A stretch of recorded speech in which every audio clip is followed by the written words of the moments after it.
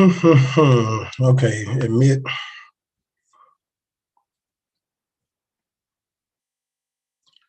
Make sure this thing muted. All right, we should be good to go there. Right. LT, you there? I'm here, man. Are you there? Oh man, come on, man. Hey, I just gotta always willing and dealing. You know it. You know it. Hey, look, Joe. Who was chiming in today? Let me get my camera stuff ready. Hey, Joe, you see that hat, brother? You see that hat? I finally got somebody's embroidery. Hey, I see it, man. Hey, when I grow up. There you go. Hey, look, I'm just giving props what props are due, man. There you go, man. I'm chasing you. I'm chasing a dream. Hey, look, bro. Hey, look, no. You ain't chasing me, man. We walking this race together. You know, brother Nate is on, man. He told me about St. Thomas. He said the weather is bipolar over there. Well, I mean, yeah, it rains one day. Well, it's cold in the morning and warm in the evening, but you enjoy it, man. You'll enjoy. Coming up there, join me. We coming up to work, man. What you talking about?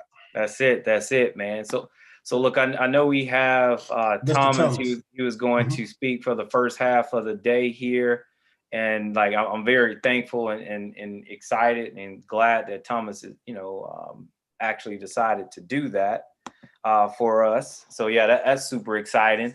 And once Thomas concludes, we'll leave some Q&A for him.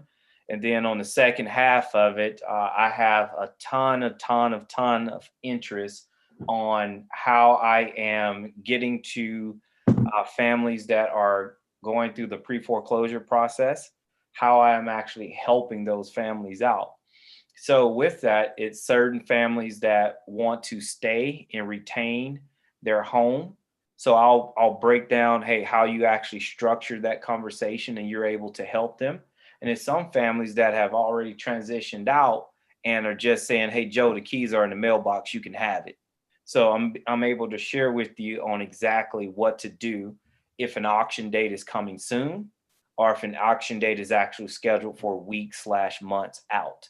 So we'll discuss the list pendants process, the pre-foreclosure process, and the actual foreclosure process. This year alone, I've closed 6 pre-foreclosure deals. As of today, I was just on a call. I have another pre-foreclosure in Baton Rouge that I'm picking up, and I have a conversation with the seller tomorrow.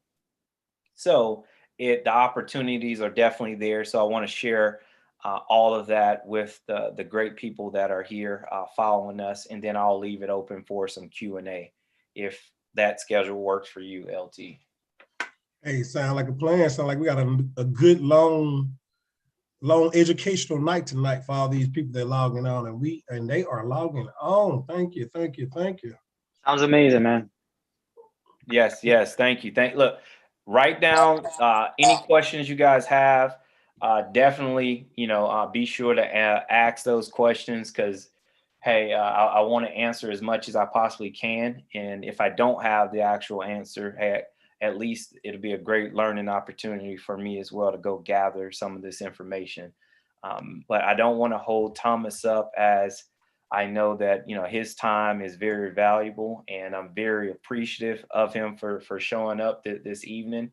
And man, it's been forever since I've seen your face, and I know it's forever since you've seen mine. I'm still willing and dealing.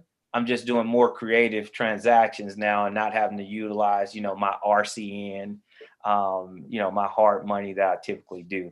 But you definitely know Bayou Title is still my number one place to go. That man right there, the man. Hey guys, appreciate that. So look, guys, I'm doing triple duty right now. So because I posted this on Facebook and a couple other places, and we shared it, they made me put a security on here, so I got to admit people in.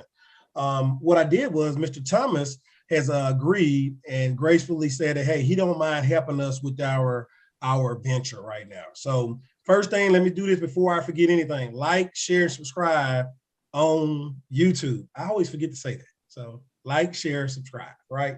But Mr. Thomas is on. He worked for Bayou Title. He's an attorney. He went to Southern University and LSU, Baton Rouge. So he spent a lot of time down in the Baton Rouge area. He's been practicing law ever since 2007.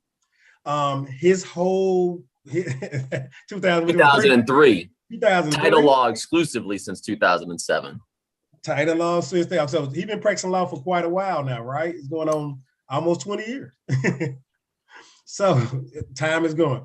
The most important thing that Mr. Thomas want to do with his title company is to give everybody a unique experience. He want to give advice, he want to give education, and he want to help you with the closing. He want to give you closing services that no other company have. So that's his goal. I've been working with Thomas ever since 2017. I think I done probably closed like 20 times with him. So last week I was driving the car and I just like, hey, you know what? Let's do something different. Let me just get on the phone and make a phone call. And when I called him, he called me back immediately once he got through with a couple closings. And he said he'll be happy to get on and help us out with what we're trying to do. So he sent me a whole lot of information. And hopefully after tonight, we'll come back and capture those other areas. The only thing I want to go over tonight, Thomas, is pretty much just the closing process. Just because a lot of us have bought houses before or have invested before, but a lot of us have not. And we don't understand the closing process. And even though I bought a lot of houses, I just signed a document. But a HUD 1 is something that's very important. And I think that everybody needs to hear it. And of course, Joe can tell you, of course, I can tell you, but who best to tell you about a closing document than an actual title attorney? So guys, we are blessed to have this young man on this call this late tonight. We're not going to hold up all his time. I'm going to be doing double duties and trying to monitor all these people I'm in. And I'm going to be trying to move the camera up and down for whatever he's teaching as well. So I got a lot of duties on my hands. So hopefully I can keep up with the pace. Hello, I got a quick question. Yes. Will this be like recorded? So if when we're done, will this live be recorded so we could go back and rewatch it again? You are on YouTube right now. Everything you said just was recorded. Yes. So we are on YouTube as we speak. It's live. Everything's recorded. And if I should have your email address, I'm going to send an email out with all information with the recording. Okay, that sounds great. Great question. Great question. All right, Mr. Thomas, I'm going to share my screen first. Well, you can go ahead and talk and introduce yourself. And if I did a great job, I hope I did. You start, get me some slides up when you're ready, and I'll pick it up from there. Guys, my name is Thomas Hamauei, and I have been an attorney since 2003, exclusively done real estate law since 2007. The thing I want you to understand or know to start off with is real estate is so good for really one reason. And that reason is that it just makes sense. I never liked working in school on chemistry because it didn't make sense to me. I didn't like English because it didn't make sense to me. Real estate just makes sense to me. And that's the thing about real estate that I love so much. And I also think that's what makes it so much. That's why it's such a big part of our life, is because people can understand it. We want to know about it. We want to know how to buy houses, how to sell them, because we can see it, we can feel it, we can touch it. And what better way to make money than with something you can see, feel, and touch versus putting it someplace where you have to trust somebody who you think might be smarter than you or supposed to be to make you more money. Well, real estate, it's right in front of you and you can control it. The real estate closing process is broken down into several different parts. The first part is after you found a property that you want to buy or that you know you want to sell, you have to get it under contract. You have to have a written agreement of some kind between you and the other parties. I'm going to buy your house for this amount of dollars. We're going to close on this day. I'm going to pay the closing costs. You're going to pay the closing costs. This is what happens to the mineral rights. Is it sold with a warranty? Is it sold as is? All these things, everything we could ever want to know, are put into a document, which we're going to call a contract, or people call it a buy-sell agreement or a purchase agreement. It's what we understand our agreement is. It's so important to get a contract right because as a real estate attorney, all I can do is interpret what you agree to. And you can agree to whatever you want. People ask me all the time, can we do this? Can we do that? Absolutely. You can do anything you want to. Whatever you guys decide. I might say, I'm going to sell you this house, but you have to show up on a Thursday wearing pink pants and sign with an orange pen. If that's the requirement that we put in place, then that's what it is. And my job is to execute whatever you agree to. That process for me begins with research. I have to make sure that the person who's trying to sell whatever it is they think that they own has the real right to sell it. That includes researching the court records.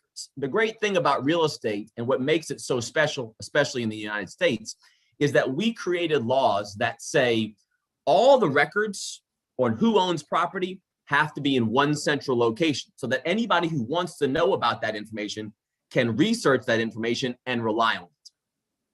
What we have in other countries that don't have a great real estate market like we do, which is why the economies are not so great in other countries, there's no central location. Think of it like, you remember the old West movies where somebody would be playing poker and they'd put the deed up to their house into the pot? That doesn't exist anymore. You don't have a title to your home like a piece of paper you can hold. The title to property is knowledge. It's information, all in those court records. I think the best way I can describe what we don't do is through sports. I have been a season ticket holder for the New Orleans Saints for a long time. And when I get my tickets, they give me a physical ticket. I can hold it and touch it and feel it. It's got a barcode, it's got a number, it's got all that on there. But if I don't want to go to the game, I can go to a website through the Saints, that's who I support, of course, and I can put that ticket up for sale. But I don't actually ever sell somebody the physical ticket. I don't give them the actual ticket. I keep that. But somebody who buys my ticket purchases it and they can get their own ticket printed, and my ticket that I physically have is void. It's not worth anything. But what's to stop me from taking that physical ticket and walking 100 yards away from the Superdome and selling it to somebody for 20 bucks? It's a ticket. It's a valid ticket that looks like it would work like anything else. But when you scanned it at the gates, it won't work. We can't allow that with real estate. So if I have a piece of paper, which is going to be called a deed, that says I bought this property, it looks like the ticket that I have that says I have the right to this property. But if I've sold it to somebody else, I don't give them the piece of paper, I keep it. But the rights are now someone else's. And those people who have those rights can sell it to somebody to sell it to somebody, which is why we don't have titles to real estate. It's why we don't throw our title into the pot when we're gambling or we pass it when we own it. It's forget all that. It's all courthouse records. You don't have a title to your home. You don't have a deed to your home that shows your defined ownership because it's knowledge. Those records are held at the clerk of court in any county or parish in the country. They've all got them. All 50 states, all parishes, all counties have these records. And my job is to research the history of those records. I start with the person who says they own it, and I work chronologically backwards to see who they got it from. When did they get it? Was the sale made in accordance with all of that state's laws? And when I find that it was, I know somebody sold it to them. And I want to go, okay, where'd they get it from? And then when I find that person, I say, where did they get it from? And where did they get it from? And I keep going back in time, researching what we put together, this, what we call a chain of title. The history of ownership is like links in a chain that make up this chain of the history of ownership of the property, starting back as far back as we want to go, all the way to where we are now. Making sure every transfer was done legally, make sure anybody who might own an interest has conveyed that interest. You might see like a husband and wife bought the property, but only the husband signed to sell it. And you think, oh, we got a problem here. The wife never transferred her interest. You might find mortgages on the property. Somebody owed a debt to purchase this property and it hasn't gone away. It's still there. I can't transfer you the ownership of this property unless I can get rid of all previous debts. Once I've completed that research, I know who owns it. I know what needs to be done to fix it, like paying off someone's mortgage, like paying past due property taxes or homeowners association debts or something like that. Once I've gotten to the point where, okay, everything that needed to be done is done, we collaborate with the parties, the buyers, the sellers, the real estate folks, like the real estate agents, the mortgage company, if there is one, the pest inspector, the appraiser, the contractors who did the repair work to get it ready. Whatever those things are, the pest inspection company, we collaborate with all of them and we gather their information. Are you owed money for the appraisal? Have you been paid for the pest inspection? What's the real estate commission? Do you have a mortgage? We have to pay it off. All these things go through a title company. Once we gather that information, we prepare documents that allow the sale from one person to another, and we handle all the funds associated with it.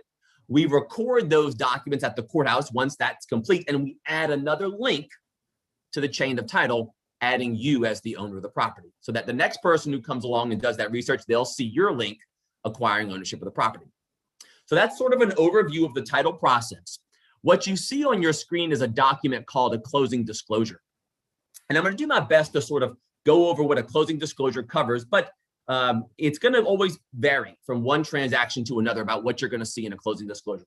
What I want you to understand about a closing disclosure is that it's a type of settlement statement. A settlement statement is where I tell you what's going on with the money. For a buyer, here's your sales price, plus your closing cost, minus a deposit you've already paid, maybe minus the amount of money you're borrowing. That leaves you with this amount of money that you have to bring to closing as your down payment. For a seller, it's going to be, here's your sales price, minus your real estate fees that you're paying an agent, or a mortgage payoff to a lender, or your share of the property taxes, leaving this amount, which is what you're getting for the sale of the property. Those numbers are always put on a document called a settlement statement. A closing disclosure that you see on your screen is a type of settlement statement. There's pretty much two types of settlement statements. One is called a closing disclosure. The other is called a HUD. From the 1970s to about 2008, we only used HUDs, settlement statements.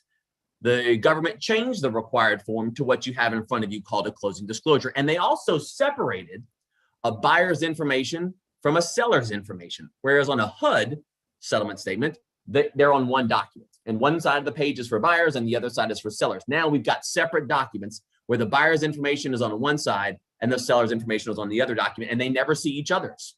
And there's a reason why. There's privacy laws now that have made it where we don't share that kind of information. So what you're looking at now is a closing disclosure.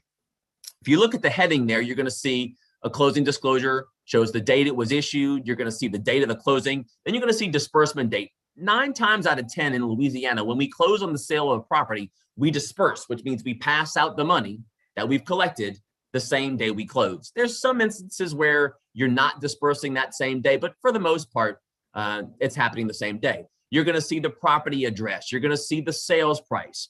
Over in the middle column there, you're going to see the buyers and sellers and the lender. The right-hand side are going to be some terms of loan. This is a buyer's settlement statement, a closing disclosure. So you're going to see how long they're borrowing their money for. What's the purpose of the loan? It says purchase. Really only other option there is a refinance. A refinance is going to be when I already own the house and I want to get a new loan, or a loan in the first place because I can get a better interest rate, or maybe I want to do a cash out where my property's worth $180,000 and I only owe $50,000. So I'm going to borrow $170,000 and I'm going to cash out all that money and give it to me. So now I owe more, but the cash is in my hand. But for this transaction, it's a fixed rate purchase. So this buyer's interest rate is going to be locked in. It's never going to go up during the entire time. Now, there's different types of loans: conventional, FHA, VA, rural development. You can have an assortment of different loans. What I want you to understand is there are government regulations that determine what type of loan is best for you. It depends on your credit score. It depends on how much money you're putting down. It depends on the type of property. Obviously, a VA loan is for a veteran, so you'd have to be someone in the military or formerly in the military to qualify for that. If we look down to loan terms, kind of in the lower section, you're going to see that this buyer is borrowing $162,000 to purchase this property. They're paying it back at 3.875% interest. And the principal and interest that they're paying is the $761.78. Principal and interest, 2 words: principal, interest. Principal is what you owe. Interest is what the lender profits off of you for lending you money, right? If I'm going to lend you money and I'm charging you interest, there better be something in it for me. I'm profiting money. That number, $761.78, is a combination of principal and interest. So every time you pay your monthly payment, $761.78, which is not the total payment, just the principal and interest. I'll tell you the rest of it in just a second. The $761.78, some of that goes towards what you owe. So you're going to owe less every month. That's your principal. And then the rest of it goes to your lender, the interest. And that changes every month. When you first start off paying on a loan like this, of your $761.78, $650 of it's going to interest.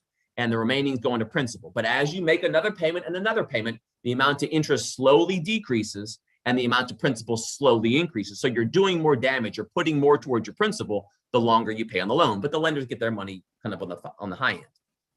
Until near the end of the 30 years, you're putting in like $700 towards principal and only a little bit towards interest. The rest of your payment is going to be broken down into what we call escrows. That's that column that you're going to see there, years 1 through 7, which has the principal and interest of $761.78, the mortgage insurance, which I'll talk about in a second, and the estimated escrows. That's those $82.35 and the $206.13, which add up to the total payment of $1,050.26. That's your total number that you're paying every month.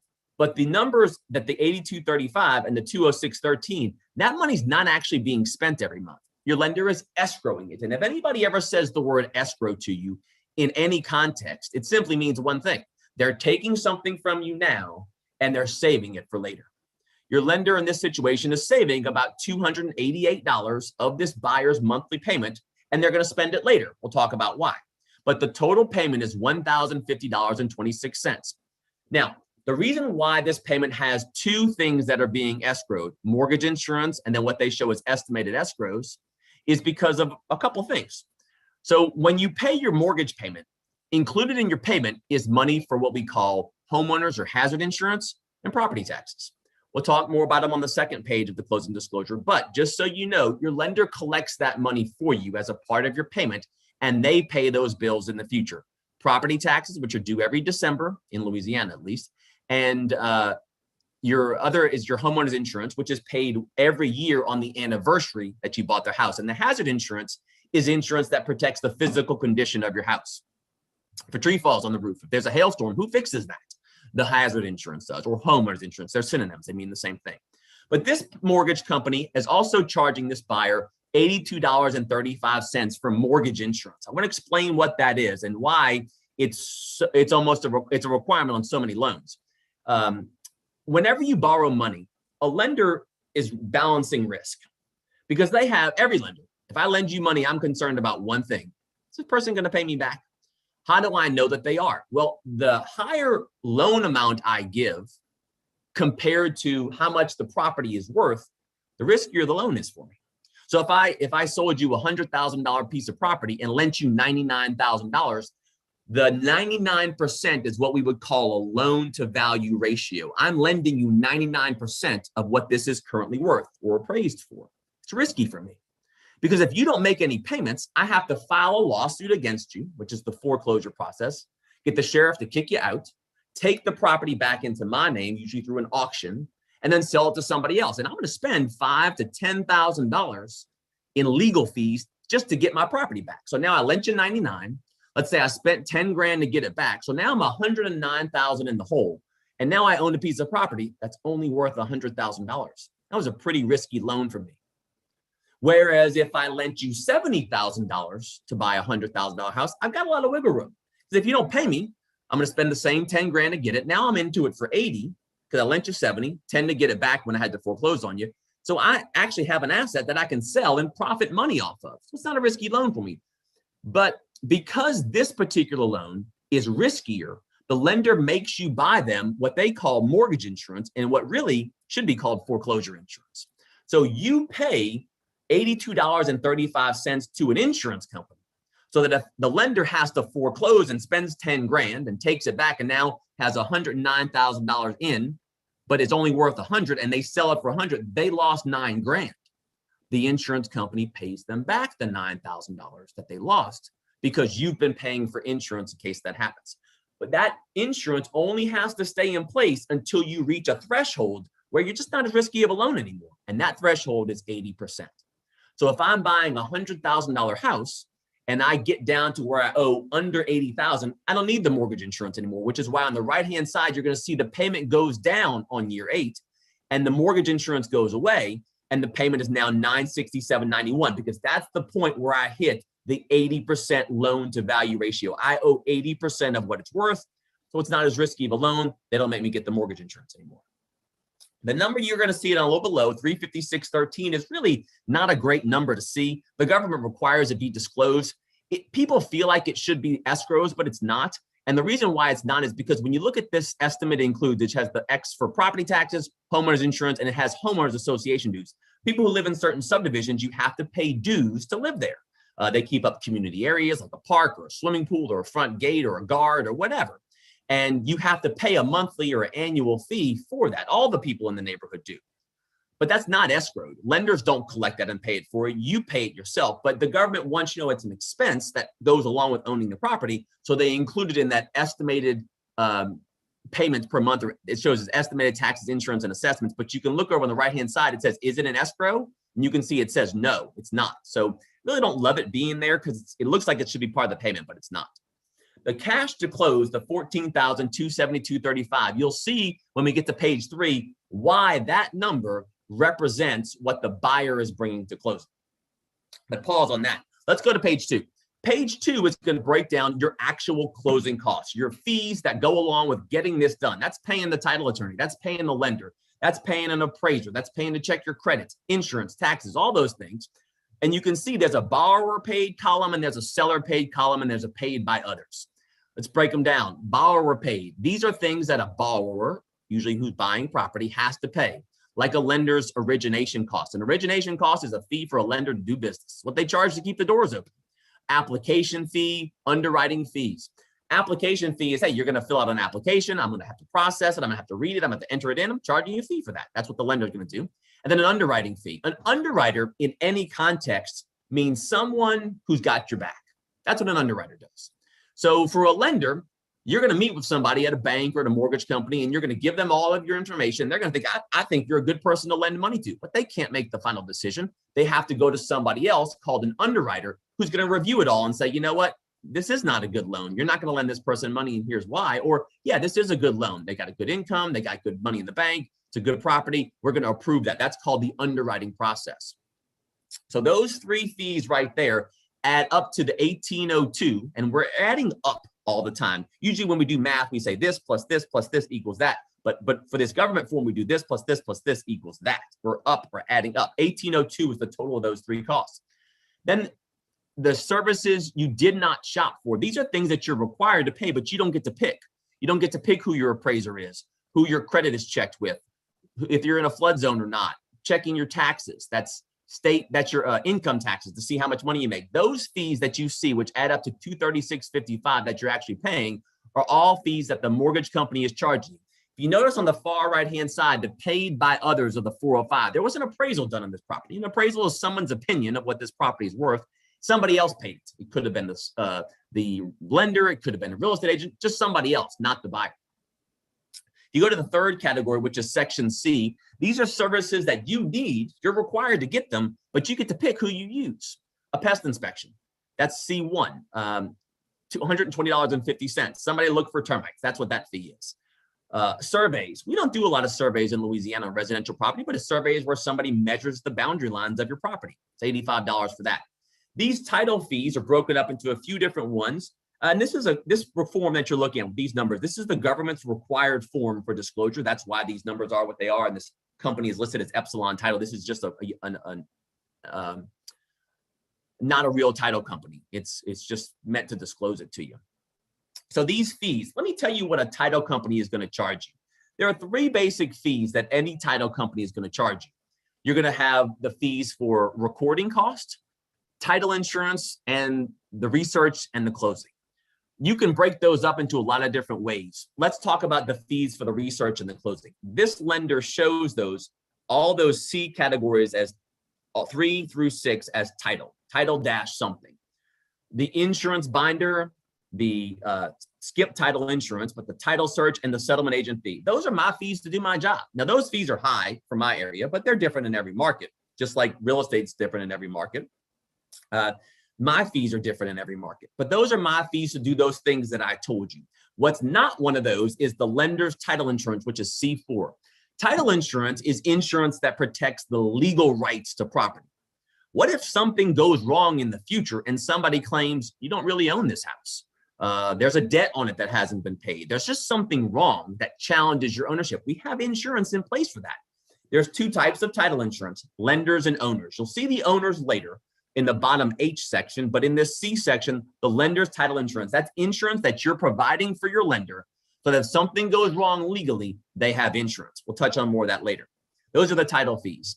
Recording fees, that's the E section. I have to record these documents at the courthouse. We talked about that. That central location at the courthouse where all those records are kept, so we always have an assurance of who owns this property. The government charges you a fee to put those documents in the public record.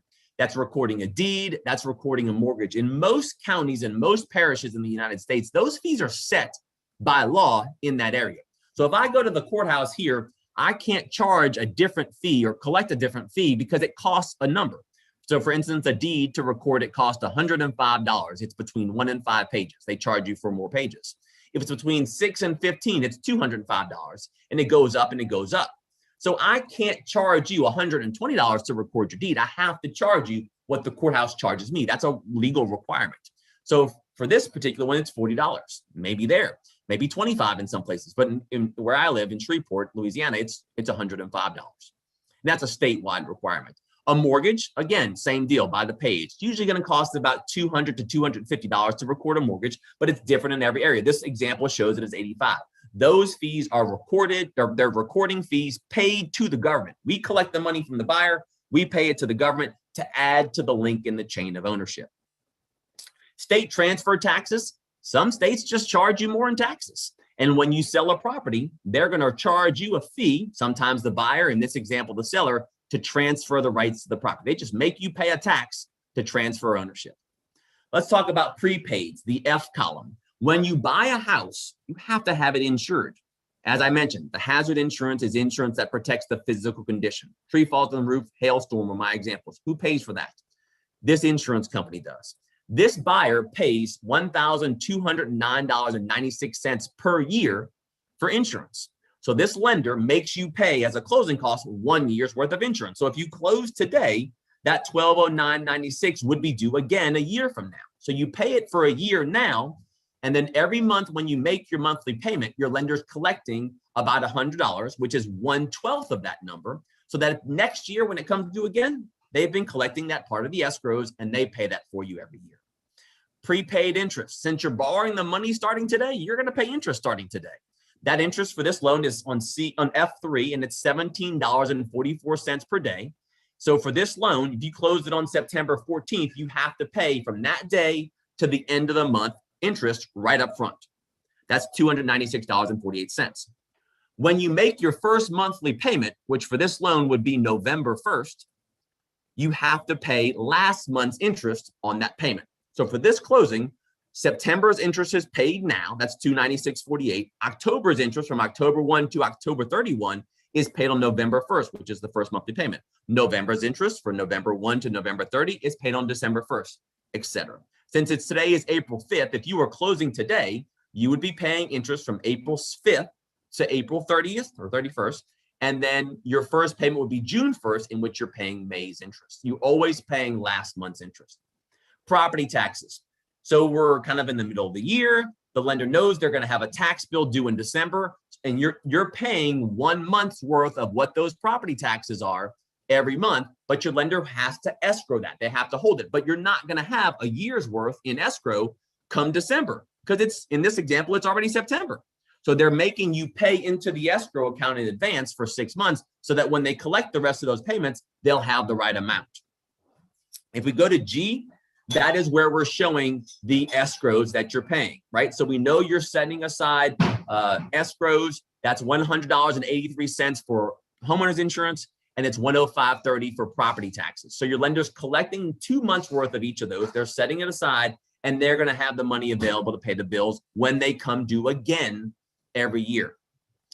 412.25, which you see on line G, that's the initial deposit into the escrow account, which means when the closing is done, your lender has a bank account with your name on it, which they're going to save money to pay your future bills, and it has $412.25 in it. And remember, every time you make your monthly payment, your lender adds about $205 or whatever the amount is to that account, so the balance will get bigger and bigger and bigger.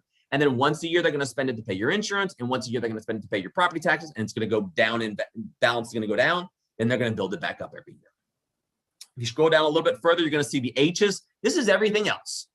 This is the owner's title insurance. Owner's title insurance, what you're going to see on H3 is my fee to insure your rights to your property. That $1,000 number is just a made up value. Title insurance value cost depends on the value of the property and the loan amount. How much of a value is your property, and I'm insuring the legal rights to it. So the more valuable it is, the more risky the insurance is. So for me, if I'm insuring your legal rights to $1 million house, it costs more than if I'm insuring your rights to a $10,000 house.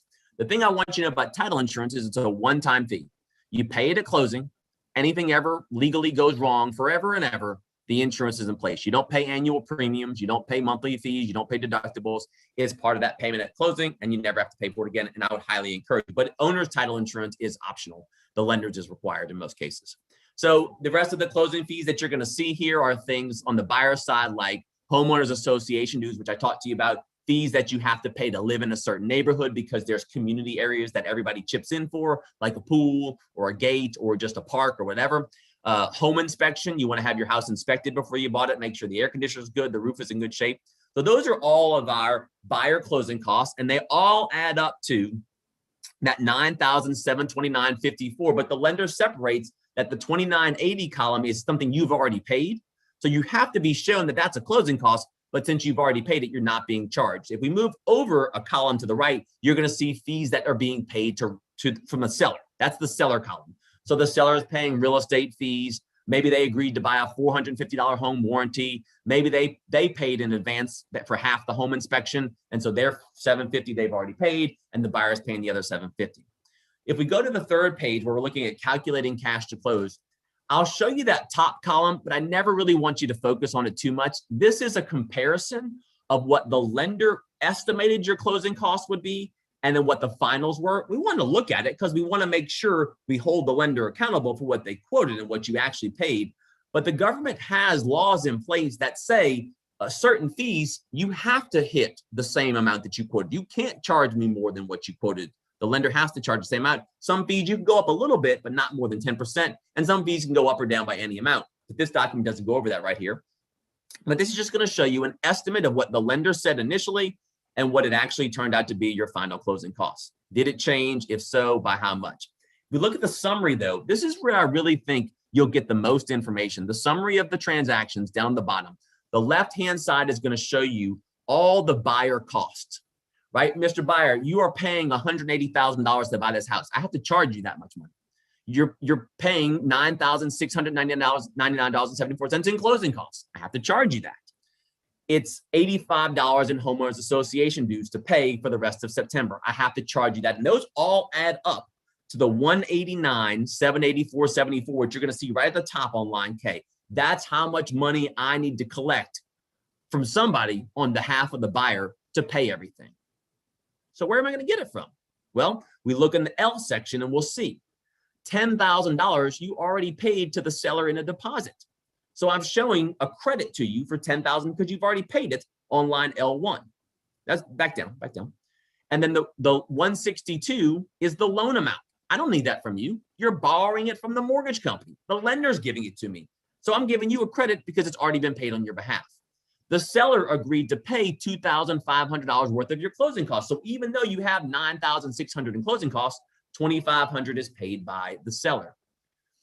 Rebate from the title company. Maybe there's a discount, maybe there's an overcharge, so you're getting a credit back for that. And if we scroll down, we're going to see the last credit. This one's from the seller, $262.39. It's property taxes. Let's just say we're closing today, and you are buying a property. In Louisiana, all of our property taxes are due at the end of the year for the year that's finishing. You don't pay your property taxes monthly or quarterly. You pay one amount in December for the year that's finishing. So from January 1, 2021 to December 31, 2021 is all paid in December. And that bill is going to be paid by whoever owns it entirely. So if we close today, April 5th, the seller owes the buyer some of what that bill will be. Because in December, when the bill comes out, it's going to be, let's just say, $1,200. Then the buyer's going to have to pay all that. Now, they've probably escrowed it, so the lender's going to pay it. But it's your money, Mr. Buyer, that's going to pay the whole bill. But the seller has owned it for 3.5 months of the year. Shouldn't the seller pay some of that bill? At closing, they do. They pay you a credit, in this example, for $262.39, which is the seller's share of what the eventual bill is going to be. So that when it comes out in December and the buyer gets stuck paying it, the buyer can go, yeah, but I've been sitting on $262.39 as a credit this whole time because that was the seller's portion. That's a credit from the seller. The title company credit of $750, the $2,500 seller paid closing costs, the $162,000 loan amount, and the $10,000 deposit are all things that have already been paid either by the buyer or on behalf of the buyer. And they all add up to the line L, paid already buyer on behalf of the buyer closing, $175,512.39. So if we scroll a little bit down below at the calculation, you're going to see a final summary of everything. Mr. Buyer, when I added your sales price and all your closing costs together, the total due was $189,784.74. But I've already got $175,512.39 on your behalf, which means I'm still short $14,272.35, and you're going to pay that to me at closing. The seller side on the right-hand side is just a little bit different. The credits to the seller are on the top, right? On the right-hand side, you're selling it for $180,000. You're getting a credit for HOA dues. Why? Well, let's just say the HOA dues are paid monthly. The HOA is Homeowners Association. That's the park, the pool, the common area, the guard gate, whatever it is. And the seller has already paid the bill for the whole month. Let's just say it's $150.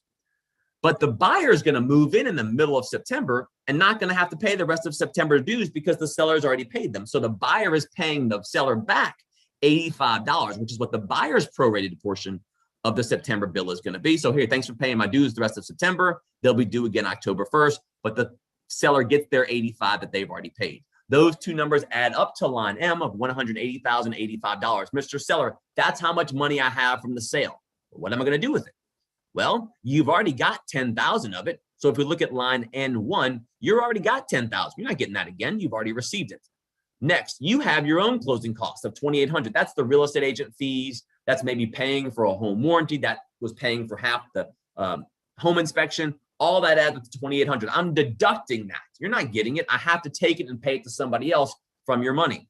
You have a mortgage, Mr. Seller. You didn't pay cash. You had to borrow money, and you still owe $100,000 of that to a bank, to a mortgage company. So I'm taking that. And then the taxes. That's the lower number that you're going to see down. If we scroll down, after the seller paid closing costs, the seller paid $2,500 of the buyer closing cost. I'm deducting that. And then the taxes that I've already explained, also taken from the seller. So if we look on the right-hand side and the bottom, we're going to see, and I can't see the numbers because the screen, but $180,085 is how much money I had to spend from your closing, Mr. Seller. I've already spent $115,562.39 of it, paying those fees that you just saw. 10,000 of it's already in your pocket. That leaves me with $64,522, which how much you, Mr. Seller, are walking away with. If we scroll down at the bottom, you'll see just the last couple things, couple of disclosures that the government requires. I wouldn't focus too much on those. Just things like, do you have prepayment penalties? Do you have a variable interest rate? How much is it costing you in escrows per month or per year? All those things are broken out right there. They're important, but they're things that are gone over way in advance of closing. If we keep scrolling down, not a whole lot there that I want to focus on that you guys need to worry about. But the last little bit, boy, if you want to go crazy, look at the left-hand side of your screen. Total of payments. That number is how much it actually cost you to make this loan. Remember, if we scroll back up to the very, very first page, we're going to see the total amount. Remember that $292,000. Go back to first page for me, please. This person borrowed $162,000. Go back to the page we were just on. When they total all their 30 years worth of payments, it will have cost them $292,000 to borrow $162,000. That's finance charges that you've just seen in the closing costs. That's interest over 30 years. All those numbers are listed out right there. The only one there I want to really focus on are the two middle ones, the annual percentage rate, and then the TIP, the total interest percentage.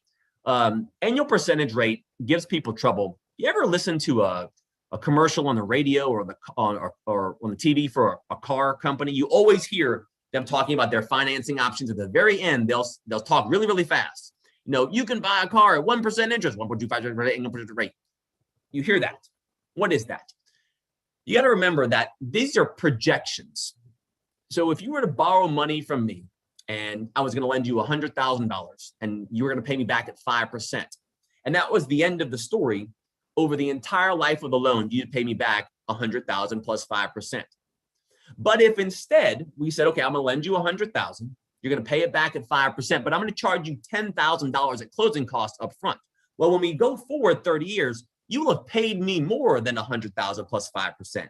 You'll pay me $100,000 plus 5% plus the $10,000 in closing costs. And if we listed or amortize that out over the entire 30 years, it's more than 5% of that 100,000. It's 5 point something. It's 6 point something. That's annual percentage rate. That's the true cost in a rate for how much it costs for everything. And then tip, total amount of interest you will pay over the loan. You'll pay 69% of all of your dollars paid goes towards interest. Stop and think about that for a second. You paid money, $292,000, and 69% of it was interest. Somebody's profiting from you. It's kind of a big deal. Paying cash sounds pretty good when you see that number.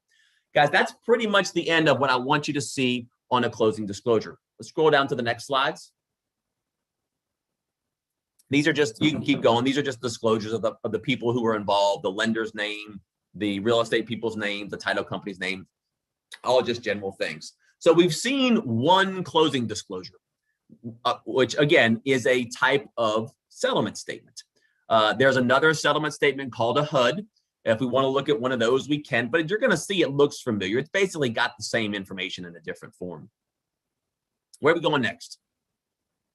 So yeah, Mr. Thomas, that's the only thing I want you to cover tonight. We have to do the other ones the other nights, but we're gonna open up. Yeah, we're gonna open up for questions and answers now, and see who have questions and go from there. Sounds great. All right, guys, that was a lot of information. First and foremost, thank you for doing this again, because I think that a lot of us are investors at different levels on this call, and some people have closed several houses, some closed zero. And by knowing now what they're looking at, the HUD disclosure sheet, the property disclosure sheet, they kind of got an idea what to know about now. And that's the whole goal. And the great thing about it is I led with, if you really, I know it was a lot. I know I kind of moved through it fast because I want to be wise with your time. But if you stop and look back at it, it makes sense, right? If you're buying stuff at the grocery store, they're going to add this item plus this item plus this item, add some taxes. You owe this number. Wait a minute, I got a coupon. Take this off, take this off. It's 10% off day. Do you want to get a Old Navy credit card? There's a discount of 10% if you do that. And you subtract numbers and you're left with what you actually owe. It's math. It just makes sense. And that's why I like it. Yeah. Awesome sauce. Awesome sauce. I did add your information in the chat message. So for everybody on the call, I put all of the information, how to contact the 3 different offices that you pretty much oversee. And let them know that, hey, that's a title company that's right there in Shreveport that you can use. He'll be glad to service you and help you. Any questions? It's your time now, guys. You can unmute and come to call or talk, or you can put some in the chat message. I see Mr. Pillar said, this guy's good. I met him in Dallas. Hey, I have a question here. This is Joe. Hey, Thomas, if you're a title attorney and you're based out of Bossier, are we able to close transactions with you if we find something in New Orleans, Louisiana, or Lake Charles? Absolutely. My company has 17 offices throughout the entire state. So I specifically handle 3 of them, Shreveport, Bossier, and Ruston, but we have Alexandria, we have Lake Charles, we have Lafayette, we have physical locations in Baton Rouge, in Gretna, on the West Bank, in Mandeville, Hammond. We have offices in every part of the states, and we can handle all of those transactions. Nice. And just I did limit myself to Louisiana, though. It's my favorite place. Well, and the piggyback of that, he actually closed on my house twice in Mississippi. On the buy and sell side, purchase and sell? The purchase sale I bought with cash. I closed with, just bought cash, and then the refinance. I think I refinanced that one twice. Oh, cash. Oh, wow. Okay. Wow. Okay. Oh, wow. Okay. We doing that? Wow. Hey, I don't know anything about that, man. I don't know anything about that, man. But I'm sure you're going to be able to teach us, man. Cool. All right, guys. Let me see. Would you be able to receive your contact information? Look at the chat message. It's in the chat message. Would you be able to receive your contact information in the chat message? Yep. Look at the chat message. I already put it there. All right. Any questions? Come on, guys. It's a lot of information that he's taking out the time to provide to you so that you can kind of know what to look for. Go ahead, Caleb. How would you go about getting title insurance for a property that's been bought through a tax sale? Great question. Great question. Ooh, you opened up a can of worms with that. Let's talk about what a tax sale is briefly and how you get title insurance on it. A tax sale is where you don't pay your property taxes. They were due and you didn't pay them. So I pay them for you. I pay your property tax bill for 3 consecutive years and you never step up and pay your taxes. Now I have to sue you for ownership of the property. This is called quieting the title. I don't own it after I've been paying your taxes. I don't have the rights to it. I just have a debt over your property. But if I wait 3 years and I pay your taxes all 3 of those years and I sue you, which we call quieting the title, I get a judge to grant an order giving me your property. I'm basically saying, look, don't let this guy keep this property anymore. He hadn't been paying his taxes. I will. If I don't pay him, nobody's going to pay the taxes. The condition, the property's going to go down. The government's going to lose money for taxes. We don't want that. Give me the property. So they do. Now it's mine. The problem that we have is a tax sale is what we refer to as an involuntary transfer. The property is transferred from you to me, but it wasn't voluntary. You didn't participate. They took it from you. So we always have the worry of what if you come back one day and can find a loophole in the lawsuit where I didn't do it right, and you get legal rights to the property given back to you. Now the title company's in trouble because the title company has closed on the sale of it from me to this new person who's living in there. And then here you come saying, nope, I got a loophole in the lawsuit. I want my property back. And then the property is yours. You win. Now I'm stuck as a title company. The title company has to pay for it. So as a title company, it's risky. It's risky for me to insure it. Just like if I was selling health insurance or life insurance and you were a smoker, it's riskier for me. I'm still going to do it. I'm going to give you insurance. I'm going to make you pay a lot more for it because it's a riskier title to insure. So what we do as a title company is we research that involuntary transfer. We make sure that lawsuit against the person who didn't pay their taxes was done right. And we know there's a risk, like all insurance, but we minimize the risk as much as possible. And we make you pay a hefty price for title insurance. So you can buy title insurance for properties bought at tax sale. How? You contact us, we research the title, we research the lawsuit, and we say, you didn't do it right. If you want insurance, you got to fix this, or you did it right and we'll insure it. And it's going to cost this amount of dollars. The amount of dollars is, again, set by the state, and it's based on the value of the property and the type of insurance. If you want tax sale coverage, let's just say on a regular $50,000 piece of property, tax sale title insurance is going to cost you about $1,000 to $1,500. On a regular old property for $50,000, title insurance is going to cost you like $200. That huge increase is because it's a riskier property, but we can insure them. Great question. Cool. Miss Jackie, she got her hand up. Miss Jackie.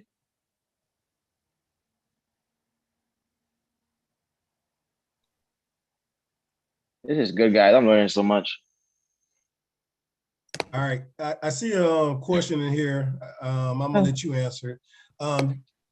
Does all those percentages fall under a VA loan? I'm prior military, and I was told that I don't get charged certain fees like interest if we buy the property through a VA loan. There's a lot of advantages in to doing a VA loan. You definitely want to speak to a mortgage company about that. The biggest advantage that you're going to see on a VA loan, there's two actually, I think. One is you're not going to have to pay mortgage insurance. Even if you're financing more than 80% of what the property is worth, you pay what's called a VA fee, a fee to do a VA loan, which is going to be a number like $1,000, $2,000, depending on the loan amount. And then you're exempt from mortgage insurance, even if you're borrowing 100% of what your property is worth. So you definitely have advantages there. Awesome. Ms. Jackie, you had a question? I seen your hand was up. Yes, hi. Thank you so much for the call this evening. I'm learning so much. Quick rookie question for you. Where should I be looking for deals? You know, I'm assuming what you're asking me is, how do I buy a piece of property that's worth more than I'm going to have to pay for it? Exactly. The fun thing about what I do for a living is you get to be a detective a lot. And you have to assume things based on not things that you're told, but on things that you can assume. So if I lived, let's say I liked a certain neighborhood. I live close to a university or a nursing school, and I want that type of tenant. I'm going to drive around the neighborhoods by that school or by that university, and I'm going to look for overgrown houses, grass, that's not cut high, etc. I'm going to look at tax sales. The tax sales property taxes are collected by your sheriff in your city, and they have websites, and they show you who didn't pay their taxes. We have a newspaper called The Inquisitor here, where they love to tell you everybody's gossip, and they will tell you who got arrested and who didn't pay their taxes and all the lawsuits and all that stuff. Look at those things. If somebody is in that situation where their names are up there, where they didn't pay their taxes, something's wrong, right? They're distressed. And so they don't have the money, and maybe they're just looking for a reason. So if you're paying attention to the physical condition of the property, and you know, okay, 123 Main Street has that problem, go to your tax assessor. Tax assessor is a government entity whose job it is to keep up with who owns what property, and look up 123 Main Street. And it's going to show you John and Jane Doe. And you're going to send them a letter. You're going to call them. You're going to look them up on Facebook or whatever you do. And you're going to say, hey, notice you haven't been cutting your grass. Is that because you don't want to own this house anymore? I'll buy it from you. Or you didn't pay your taxes. Or you got sued by your mortgage company for not paying your mortgage payment. How about that? You need some help? And you can get, that's how you find someone who's motivated to sell for less than it's worth. Absolutely. Yeah. We're going to talk, Jackie, we're going to talk more about that. Jackie, you muted, but we're going to talk more about that on the other calls. Pretty much Mr. Thomas gave you some extra advice that I wasn't expecting him to do. He's really talking about the closing process and giving you knowledge of that based off that. Myself and Joe, we talk about the creative ways to get into real estate. But I appreciate that, Mr. Thomas. That's a bonus. All right. It is. We had another question. Priscilla, before you go, let me ask this question. What is the best way to find a remote real estate attorney to review buyers and sellers agreements? I would do one of two things. One thing I would do is I would look up the state or the city's bar association. Every city and state has a bar association where I pay a fee to keep my license, and they have headings and subheadings for different types of practices. And so I would go to the Louisiana State Bar Association or Shreveport Bar Association or whatever, and I would look in their real estate section and find an attorney's name and call them. Another thing I would do is if you have access to the courthouse records, and let's say you want to contact the attorney who did John Doe's closing. Well, at the bottom of the document where John Doe bought the house, there's going to be a notary who signed it and has a stamp showing their name and their notary information. Look them up. Call them. If that person notarized a deed or a mortgage, they probably are involved in real estate, and they probably could give you some real estate advice. Yeah. Awesome. Go ahead, Ms. Priscilla. Thank you. You're muted, Priscilla. Okay, sorry. My question is more related to the tax sale. So I guess it may not be the time to ask that question since you were kind of trying to get off that topic. No, go ahead. Okay. Hey, Thomas, it's Priscilla. How are you? Great. How are you doing? I'm doing good. Okay, so my nephew has been paying the property taxes on a property for about 3 years. And he's actually started updating the property, even though I kind of first told him you may not want to buy a property through the tax sale and actually update it to rent it out because you don't technically own it. Well, it's 3 years later, he's actually updated the property, and it looks like there are 6 heirs that have a right to the property, that have an interest in the property. So my question was kind of on his behalf, how involved is it going to be for him to try to find these heirs to really purchase the property from them? Where's the property located, Priscilla? It is here in Shreveport in Queensboro. Okay. It's going to be tough. And I'll tell you why. First of all, your nephew has put his money at risk. When you spend money to improve someone's property that you don't own, you're putting your money at risk. Yeah. There are laws that are in place that can protect your money. You can find a way to get back, but improvements on someone else's property, but you're basically putting your money at risk. Practically speaking, what does your nephew need to do to protect himself? The first thing I would do is I would go to the tax assessor's website for this property, and I would see who the assessed owners are. And you said there are like 6 heirs. Yes. That tells me that somebody who owned it is deceased. A succession is required. A succession is a legal process of taking assets and debts from a deceased person and passing it to their heirs, or their legatees, as we call it. They had a will. And I know we'll talk about this in another topic because I know we've got information on that for you guys later. But you have to notice them. You have to make them aware you have a legal right to this property. So practically speaking, what I would do is this. If I knew who those heirs were and I didn't want to spend a ton of money, I would draft a document called a quit claim deed. A quit claim deed, quit like I give up, Q-U-I-T, not quick like fast, is a deed where the person says, I don't know what I own. Not sure if I even own anything, but I'll sell it to you for this amount of money. And I would get each of those heirs to sell to me whatever rights that they have, maybe for $100, maybe for $1,000, whatever I can get them to. And what you're doing is you're still got a risk, but you're reducing your risk, because if you get all the people who have the rights to the property because they're eventually going to inherit it, if you get all of them to give you your rights, well, you've just cut your risk out, because what's the law going to do? Well, wait a minute. You don't own this property. These people do. Yeah, but I already got them to give me their rights. So you might have some red tape to deal with, but you're reducing the risk. The true answer of what needs to be done is a succession needs to be done for the deceased person who owns it and who didn't pay their taxes. You need to legally take it from that deceased person through the legal process and give it to the heirs, and then have those heirs transferred to you. But that's tough. Probably don't have a lot of who's going to pay for that? A succession costs $1,000, $1,500. Who's going to pay for that? Just to give the property to somebody else. That's what I would do. Practically speaking, I would find the heirs' names. I would prepare a deed that says they own it. Give your nephew whatever he's got, whatever they got, and then have them record those deeds, transferring their interest to the nephew. And you think, okay, now I just reduced my risk some. So in order to find those heirs, he would probably need to hire you guys to actually. Well, you got to do research. We talked about those links in the chain, right? There were links in this chain and it stopped. We got to find where it stopped and who conclusively owned it at what point. And then there's going to be a gap from where it legally stopped and to where we are now. And we got to bridge that gap. There's something not connecting those two links. I own it now. Yeah, but you didn't get it from this guy. So how do we put you two together? We've got to do the legal work to get it from one to the other. Okay. And then he can do it. I mean, look, I spent my first days in this business at the courthouse researching, learning, getting my hands dirty of researching who owns properties and finding out. Guys, if you want something to do, most of the stuff is public record. Research your own property. Pick a house that you like and research the history of ownership of it by doing what we talked about, finding the current owner and working chronologically backwards in the courthouse records. And that's what I did the very first day I was in the business. Somebody told me what an abstract was, which is the links in the chain, and I just started doing them.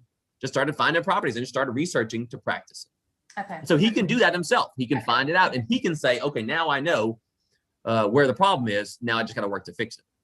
Okay. All right. Thank you. Got it.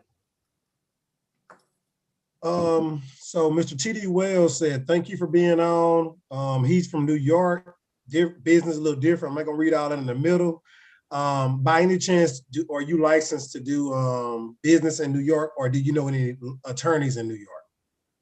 No, I'll tell you, I was heavily involved in our state's title association for a number of years. Our title companies are all part of an association. And I was did a lot with the National Association for the United States. And I spent a lot of time with some attorneys in New York who do this same thing that I do in New York. And I'll tell you, you probably won't be surprised to hear that it's one of the most overly regulated states in the country. I wouldn't touch it just because there's so many regulations as to what you have to do that I don't do it. But I mean, it's the same basic process everywhere. I would go to the New York Title Association, right? Like I'm a member of the Louisiana Land Title Association. There's a New York State Title Association. And, you know, if you want to get some information, we all have conferences every year. We all, get together for continuing education and we learn. find out. We have a website for Louisiana. We tell you where our conference is and when it is. And if you walked in, you got a bunch of people who do what I do, just looking to talk about the title business. I mean, my wife doesn't want to hear me talk about it anymore. So I want to talk about it to somebody. And so if you want to ask, I'll tell you. Go there. Awesome sauce. Awesome sauce. I'm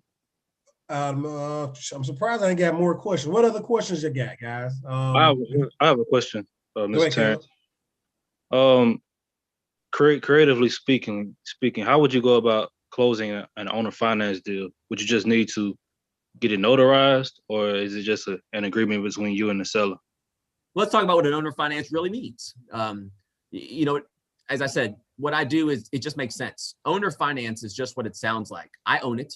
I'm going to sell it to you, but I'm also going to be your mortgage company because you can't borrow the money from somebody else, or you don't have the cash to pay for it, or you don't want to borrow from somebody else.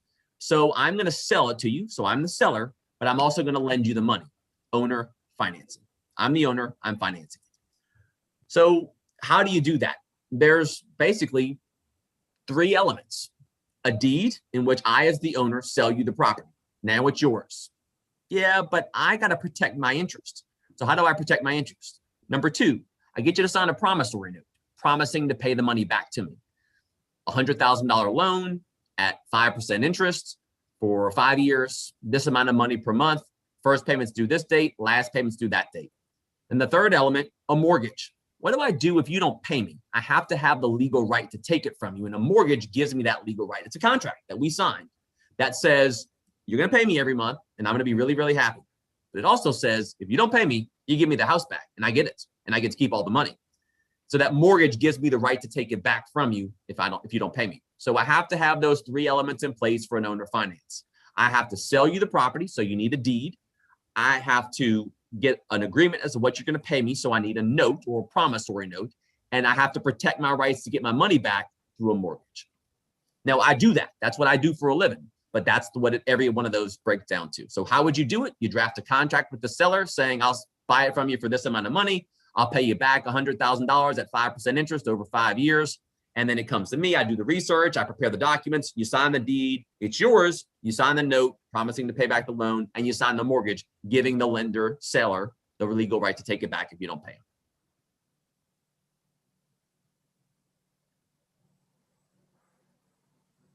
Okay, so you actually get the deed signed over to you before you pay it off, before you pay the mortgage off? Correct. A true owner finance is a sale with a mortgage. Okay. Not a rent to own. A rent to own is I'll pay you money every month until we get to a certain date. And at the end of that date, then you give me the property. Now there's positives and negatives with both, but an owner finance is a sale. So the seller transfers it to the buyer. It's yours. You got to keep the insurance. You got to pay the property taxes. You just pay me money. I'm just your lender. I used to own it, but now I'm just your lender. I, as the seller, want that. I don't want to pay the property taxes. I don't want to pay if somebody falls off the roof or trips on the front yard. So you do that. You just pay me money every month. The opposite would be a lease with an option to purchase. You're going to rent it from me. I'm going to keep the ownership. I got to pay the taxes. I got to keep the insurance. I'm your landlord. And at the end of a certain amount of time, I'll sell it to you for this amount of money because you paid me over the entire time, or you pay me for a few years, then you pay me a whole bunch at once. But there's a difference between owner finance and lease to own. Owner finance is a sale with a mortgage back to the seller. So it's your house now, whereas a lease to own is I keep the house, I just rent it to you for a certain amount of time, and then later on, I'll transfer it to you. I don't like the owner finance. I like the owner finance. I don't like the lease to own, and neither do sellers. They don't want it. They don't want the property anymore.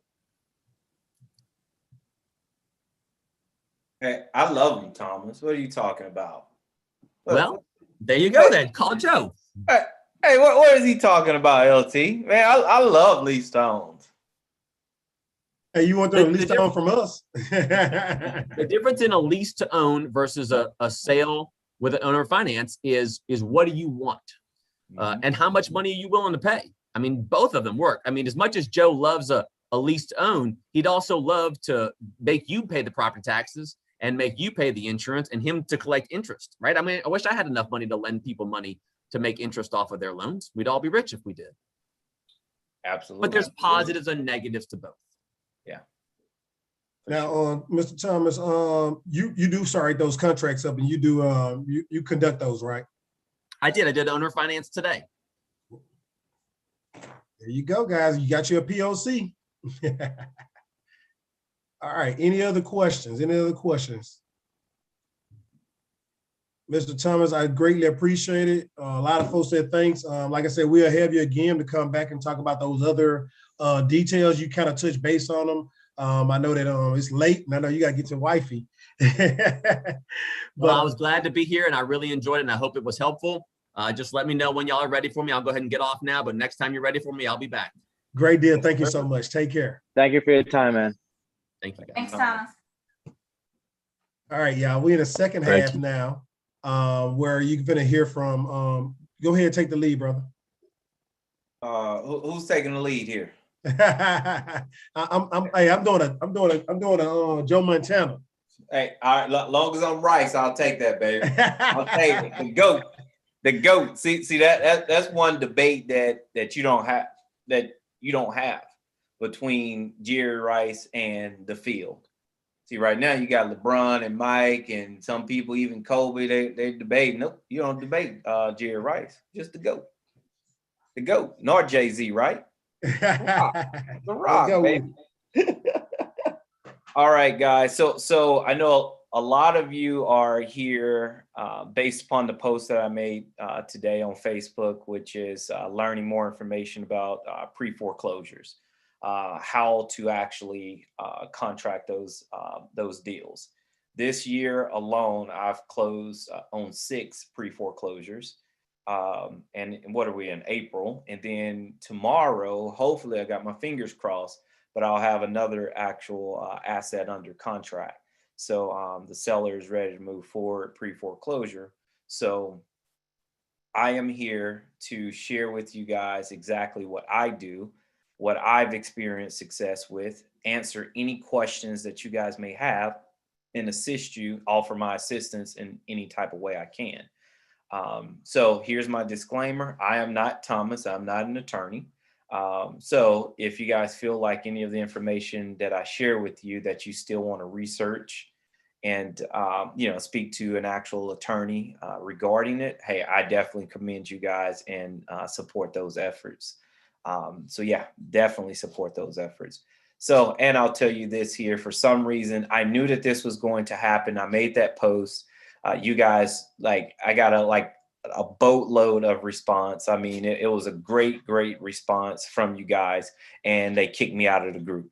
So, so I've been officially kicked out of 2 groups now, just by offering my assistance to others. So it feels good to know that I'm doing the right thing at the right time, and other people are noticing it, and they want to block you guys' blessing from getting this actual information. So I am here to answer any questions that you guys have, and I'll walk you through the process. So I'm going to open up the floor and ask who has questions, and let's get to it.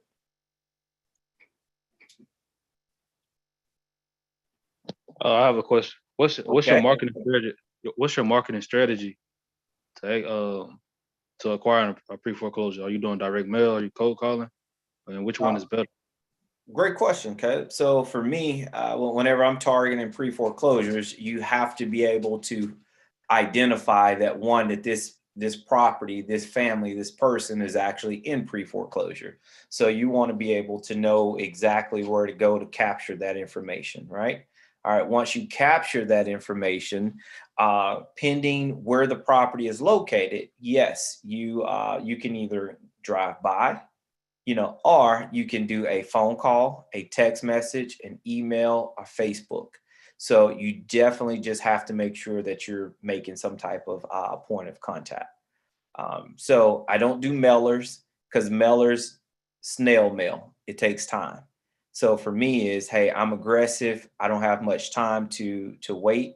I want to hop on it really quickly before another investor like myself, reaches out, picks up that phone, and gets that communication going. So great question, Caleb. So what's your opening conversation when you go on to talk to these sellers? Like, because I know that they got to be in some type of distress. Like, what are you saying to them when you? What's your what you call it? Your script. Okay. Excellent question. Excellent question. So when you're speaking to people in pre-foreclosure, there's no perfect script for it. Okay, because you have many different people at many different stages of their lives. I've called sellers and the property is abandoned, and they're just like, hey, look, they'll tell you, hey, I thought the bank's already taken it. And then, hey, you start from there. Some will tell you, hey, I have no interest in the property. I just don't want to pay any money, any attorney fees. I'm just done. Then you start from there. Some will say, yes, I want to retain my home, but I'm just not sure, what to do. Then you start from there. So it all depends upon the attitude of the person that you're speaking with. But an opener for myself would be like, hey, Caleb, I see that the property at 123 Main Street is currently scheduled for foreclosure. Hey, my name's Joe. I'm reaching out to you to offer you my assistance and to see if you had any plans for the home.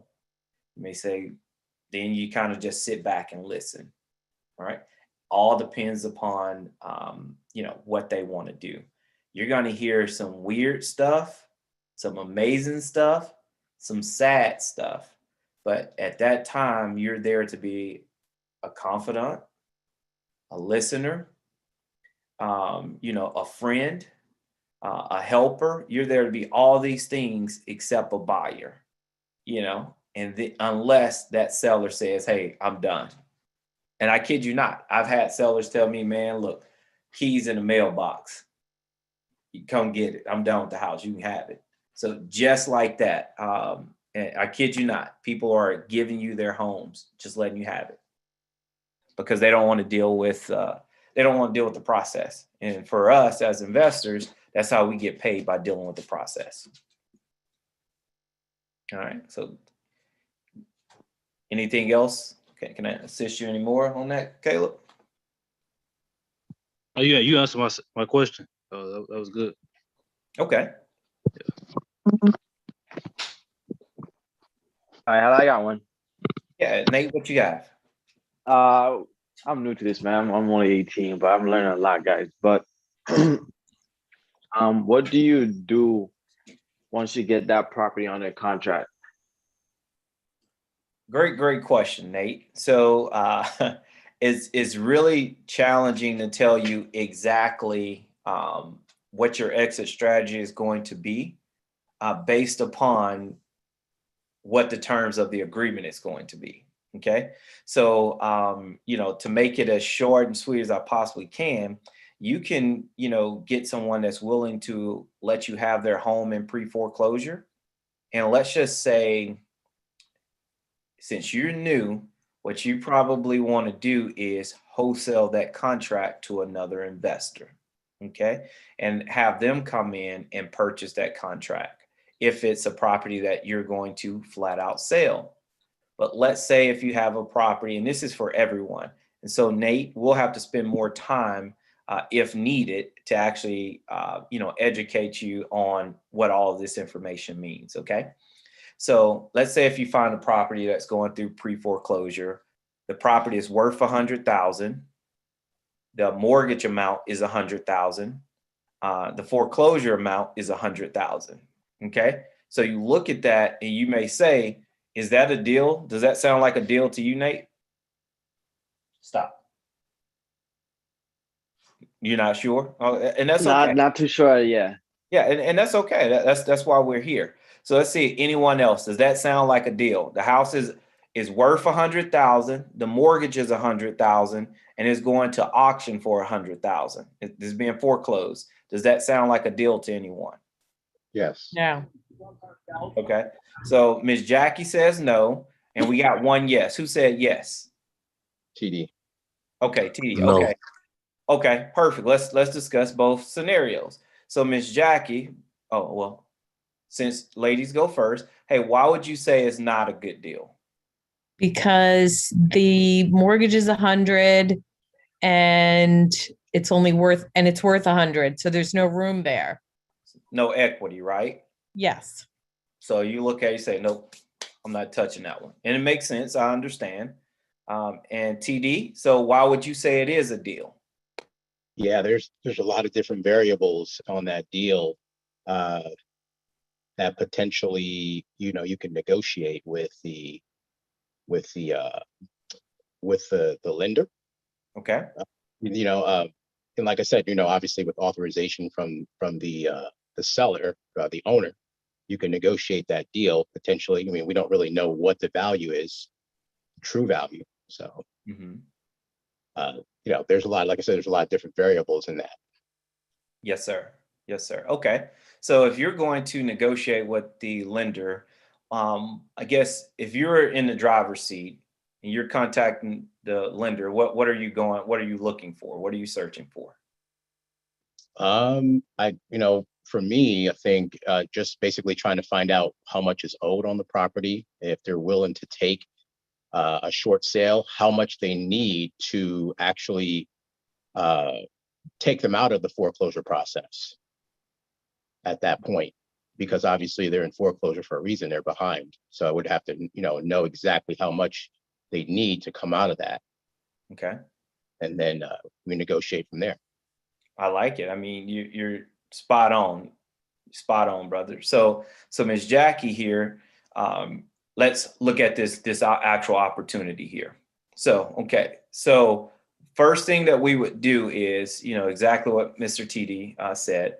When we speak to that seller is done with the property. Okay. We're going to send the seller what we call a borrower's authorization to release loan information. Okay. So what that means is that the borrower is giving us the opportunity to speak to the bank on their behalf to get mortgage information. Okay. We can't change anything with their loan, make any adjustments, cancel it. We can't do anything. Okay. So now, once they sign that, we fax it off to the bank. Typically takes about 48 hours for the information to upload. You call back and very first thing TD says, hey, I want to find out what is their reinstatement amount. Okay. How much are they actually behind? So if they are behind, let's say $5,000. Okay. And you actually have access to $5,000, whether that's your personal capital on credit, or you can borrow that from some entity or some person.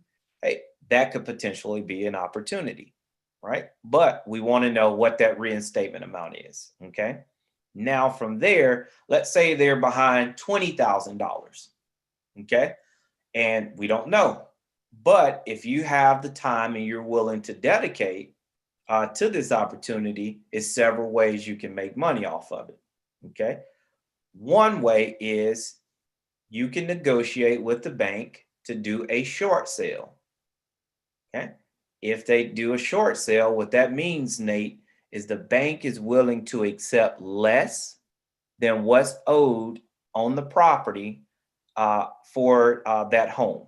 Okay. They're willing to sell the property for less. So okay. The mortgage was $1,000. Let's say they may be willing to sell the property for $80,000. Okay.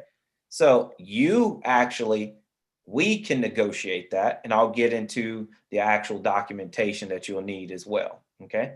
You can do a short sale. You can do a loan modification, which means that you take what they're behind, that reinstatement amount, and you add that to the back end of the loan. Okay. And then you start making payments from that month on forward. Okay.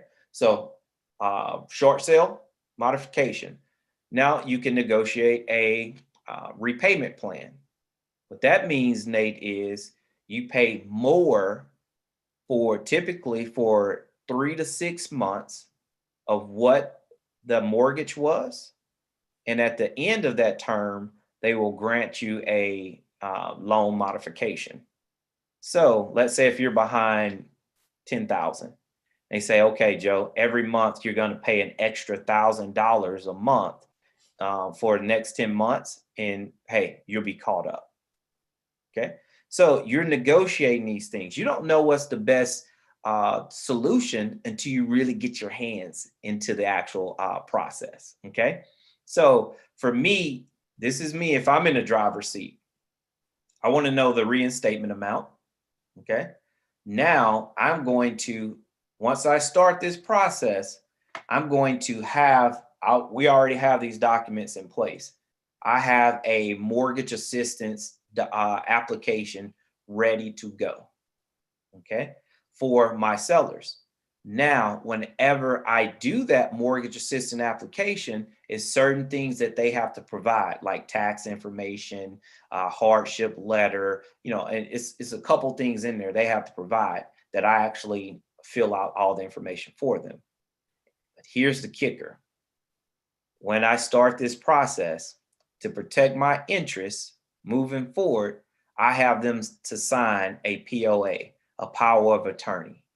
They're giving me power of attorney over that property.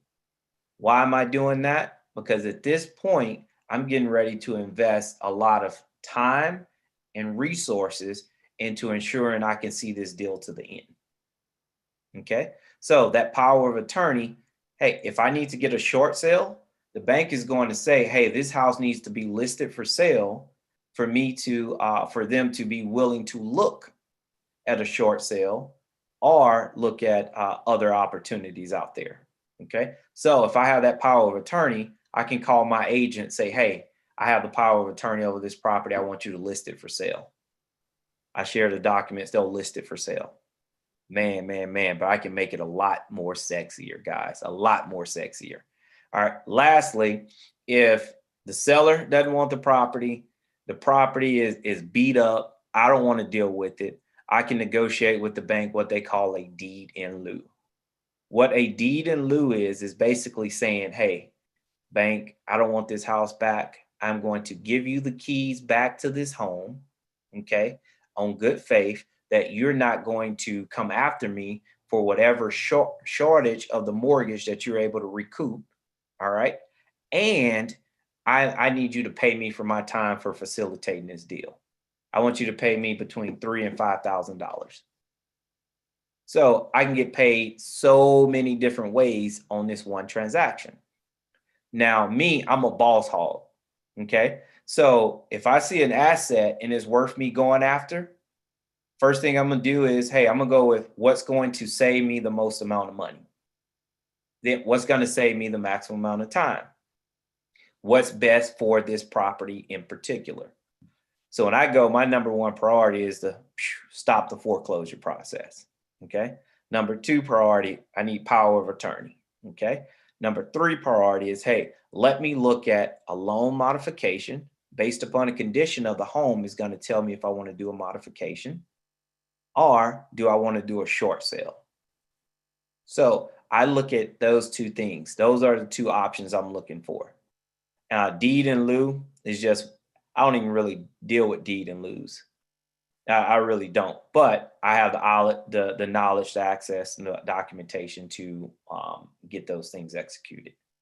So does any of those steps make sense to anyone? Do I need to go a little bit more in depth with anyone? So the deed of lieu is just in case if the deal doesn't go right, you still could win at the end of the day. So the deed in lieu is not just in case if the deal doesn't go right, it's if, hey, how much time do I want to invest in it? Oh, okay. That's what it comes down to. If it's something I don't want to invest my time in, but I still want to get an actual financial reward, hey, I go ahead and I'll just do a deed in lieu. So let me piggyback on you that one a little bit. So Nate, this a deal. You're 18 years old, right? Yeah. All right. So like for you, and this what a part is the opportunity knocks for everybody. As you can see, Brother TD got a lot of experience because he could talk about a short sale. He know about negotiating. He knows something about real estate. As you can see, Miss Jackie saying, hey, I'm a newbie to this. I want the deal. I know the most important thing is to get something on the equity. So, hey, that's one strategy. And then Miss TD showed you another strategy. And then Joe broke down like 3 strategies, right? So for a brother like Nate, that's 18 years old, I would say that deed in lieu of, getting your hands on some information like that, that's a no-brainer, you know? So you may not have that much experience to knock down and figure out the first parts, how to do a short, just the equity part, and you find a wholesaler and get it, blah, blah, blah. Or, you don't know about the short sale, blah, blah, blah. But guess what? You know how to follow directions. You know how to check the box, right? And if you know how to check the box and follow direction, $3,000 to $10,000 is a lot of money for an 18-year-old. And the more you practice negotiating with banks, and the better you get at going with banks, that's a whole nother network that you can use money to get into the game. So Joe got experience that he don't have time to play with people and go back and forth with a bank. He make more money by doing creative financing deals and buying and holding. Whereas you just get in the game, or somebody new to the game, hey, you want to learn more. So what best way to learn than knowing I can get a guarantee, pretty much a guarantee check from the bank to get the deed back from the house, and you learn all the vocabulary, you learn all the ways to talk, you learn how to negotiate, you practice with a real good person, then you go to somebody's house and ask to buy their house, you can speak very intelligently to an individual that know nothing about real estate than somebody that know a lot. So I would say that don't slip on a deed in lieu of for those who want to learn how to start. It is definitely a way to get your feet wet and get busy making money in real estate and picking up the stuff that Joe saying, I don't want to deal with that. Picking up the stuff that Miss Jackie's saying, I don't want to deal with that. But brother TD said, hey, I don't mind learning more about that before I say I don't want to deal with that. That's what I got. Sounds good, man. Thank you. Absolutely, man. Absolutely. It's because it's so many options, you really have to figure out, where you want to start, and not just where you want to start, but also where you need to start. So ensuring that you have the proper network around you to assist you with these questions. And I can tell you this, Nate, man, man, you're 18 at this, you go at this thing like the way I've went at it, LT went at it, so many others have went at it. Man, by the time you're 25, you're sitting in a really, really nice spot, a really, really nice spot. So kudos to you, man. Please make sure you continue to join us on Mondays, because this is the information time. This is the time where I dedicate to people like yourselves. Hey, bring your questions here. Hey, let's get to it. Let's discuss it. That's why I'm here. Outside of Mondays, it's very challenging to get a hold of me, not because I don't want to, but because, hey, I'm so busy. Right now, I'm working on closing 57 properties right now. 57 properties. Wow. Single family, not a complex, but single family. So guys, it's a lot of work, attention that needs to go into it. Imagine doing 57 renovation budgets. Oh, that's a lot. Oh yeah, that's a lot. 57 appraisals. So it's a lot going into it, but it's exciting work. It's exciting. But I don't want to talk about me. It's all about you guys. Miss Jackie, I saw you had your hand up. So I want to make sure I answer what questions you have. Thank you for answering my question. Yes, sir. Yes, sir. Okay. Yes, thank you. I was just wondering, where should we be looking for pre-foreclosures? Great question. Great question. So I'll give you guys a free place to search for pre-foreclosures. Then I'll give you guys a place where I go and search for pre-foreclosures. Okay. And I'll actually share with you guys my screen, and you'll see how the actual amount per state. So free Zillow. You go to Zillow, you go for sale, and you click on homes, apartments, townhomes, whatever you guys are looking for. And then you'll be able to filter it out by pre-foreclosures here. Let me do this here and I'll show you exactly. Let's share my screen here. All right, you guys see my screen here? Yeah, we got it. I can see it. Cool. Let's see here. So you go to Zillow. All right, let's do, just gonna search Louisiana. All right. So this is number of properties here for sale. But when you go over here for sale, oh, can you guys still see my screen? What are you guys seeing? I see the Zillow. You can see the screen. It says says default research. Okay, so you guys are seeing default research. Okay, so I am sharing the wrong screen here. I need to share desktop. There we go.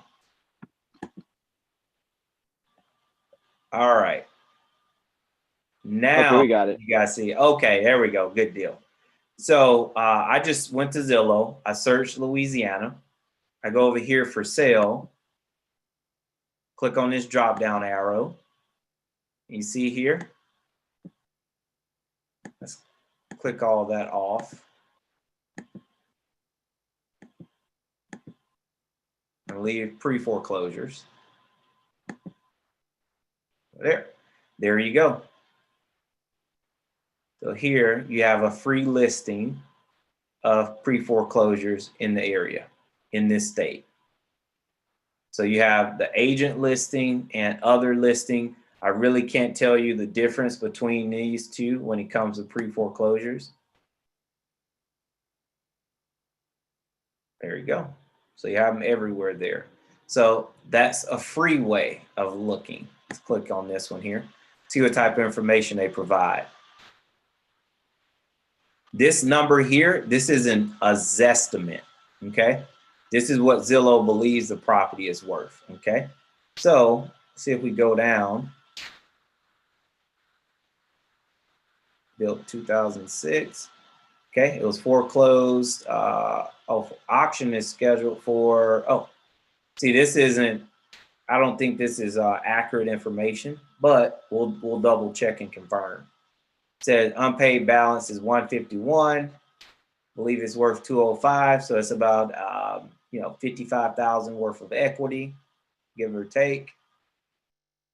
So that's just a free way of being able to get your hands on pre-foreclosures, okay? So for me, I want to look up this property here in particular. I like to utilize this service here called Default Research, okay? Default Research is another source. It's a paid source to where you get the actual foreclosures for each state, each county, each parish, each city. So here in Louisiana, you see here, it's 1,018 pre-foreclosures. Okay, that's a lot. Let's see here if I can actually paste that address in, see if it updates it. Okay, there we go. It says it's still active, which is good. Uh-oh.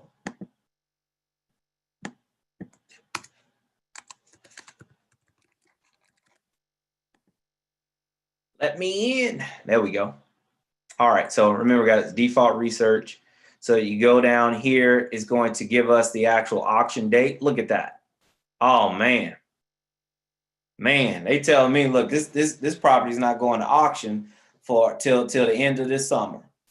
So Miss Jackie, whenever you see a property that's under pre-foreclosure, the auction date is months away. Perfect time to jump on them. Perfect time to jump on them. So what you want to do is you want to get this address, find out who the owner is, and let's see if it shows it here. Here we go.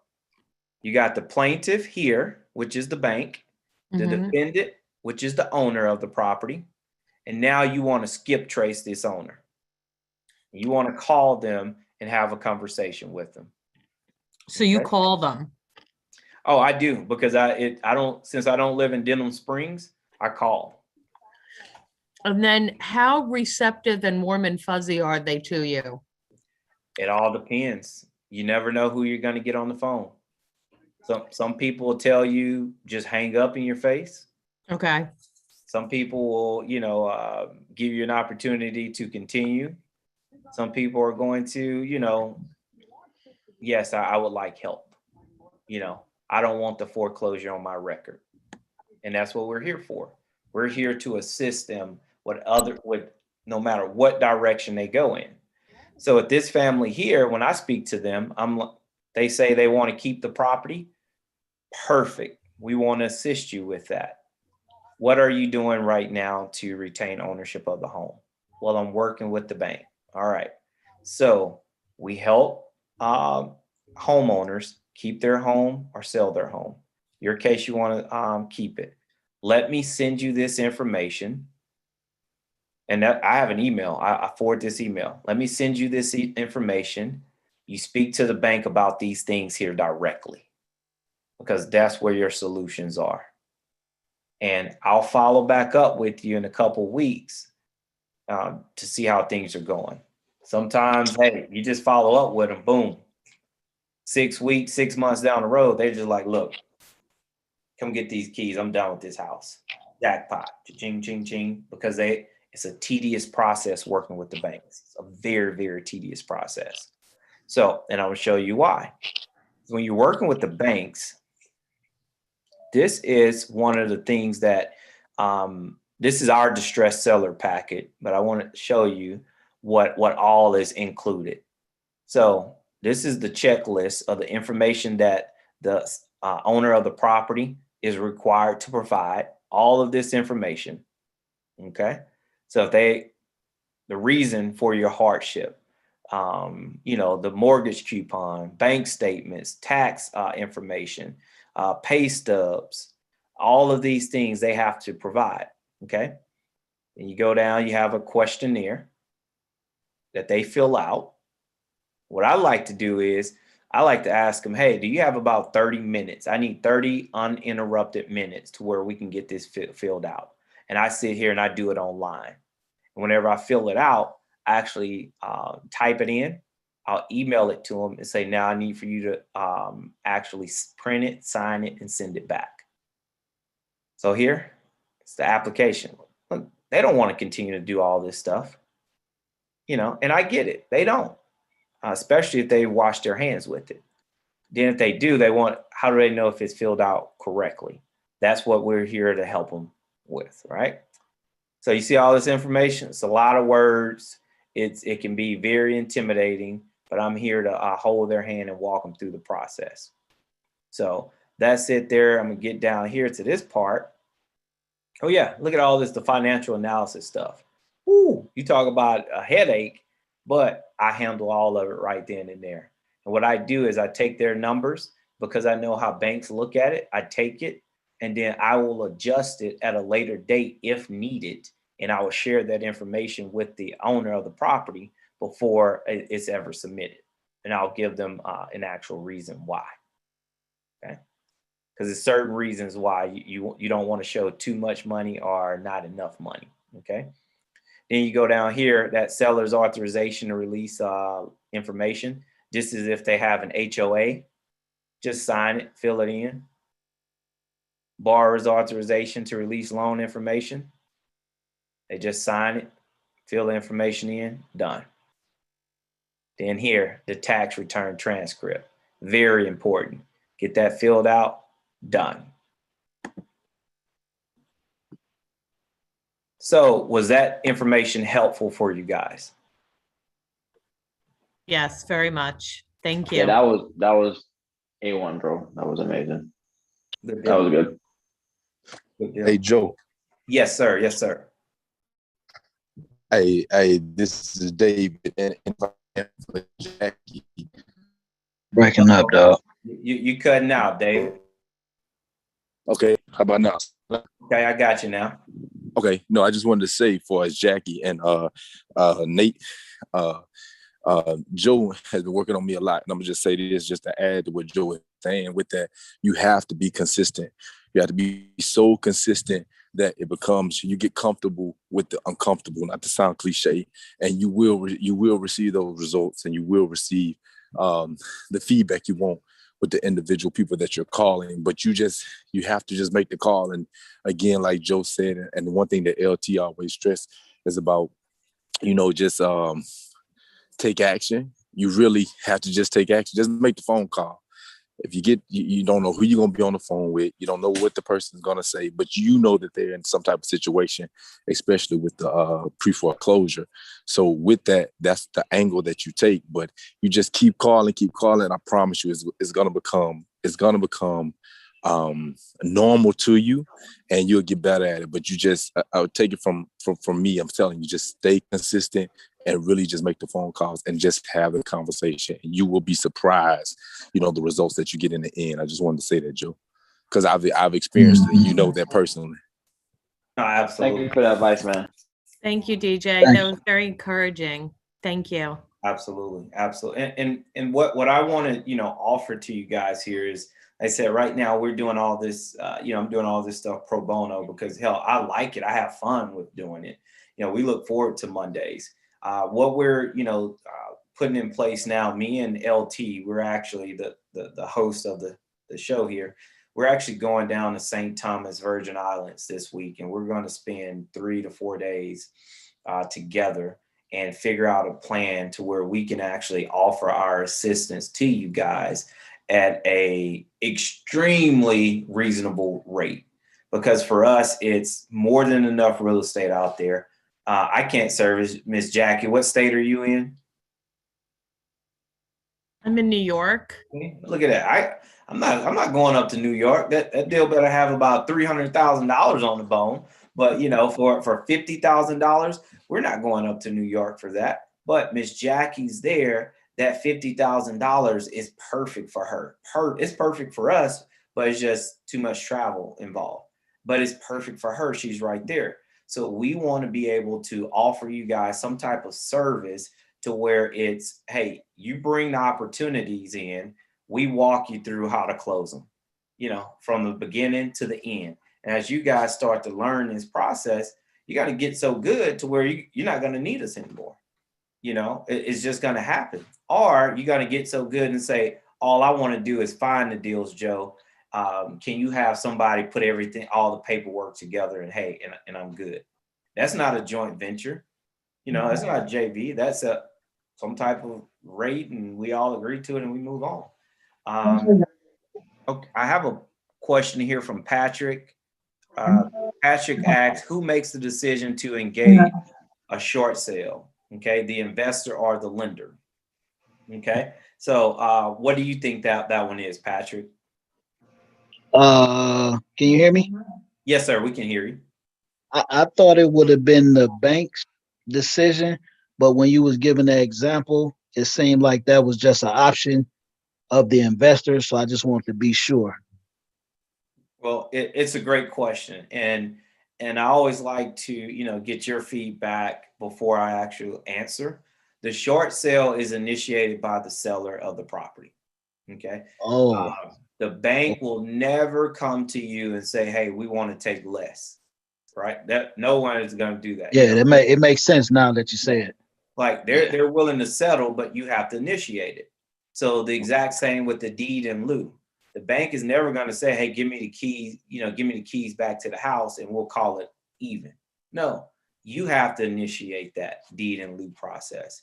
But when you initiate it, you want to make sure that you have the documentation in place to where you can get compensated for it because you're the mediator, right? So you're the mediator. And so that's where, myself and LT and DJ, that's where we come into place at, because we're able to assist you with getting the documentation in place, then having the communication with the actual lenders, loss mitigation department to get this thing done correctly. Okay. Makes sense. Thanks a lot for that. I appreciate that. All right. So right now, is anyone working on any opportunities like this or come across an opportunity like this in the past and would like to discuss that actual transaction? Before they answer, you got a couple other questions. I'm sorry, I didn't even see. No, you good. What methods are you using to identify and confirm pre-foreclosures? I think you kind of answered that with that. Go ahead and answer it again if you want. Sure. So when it comes to the pre-foreclosure process now, at times the information could be inaccurate. Okay. The seller or the owner of the property may have already made arrangements with the actual lender and got things back in good standings. Okay. So you have to be on the lookout for if that actually happens. I've actually went to a house, man, I was so excited about. Like when I tell you, I was so excited about this house. The foreclosure amount on the house was $37,000. Okay.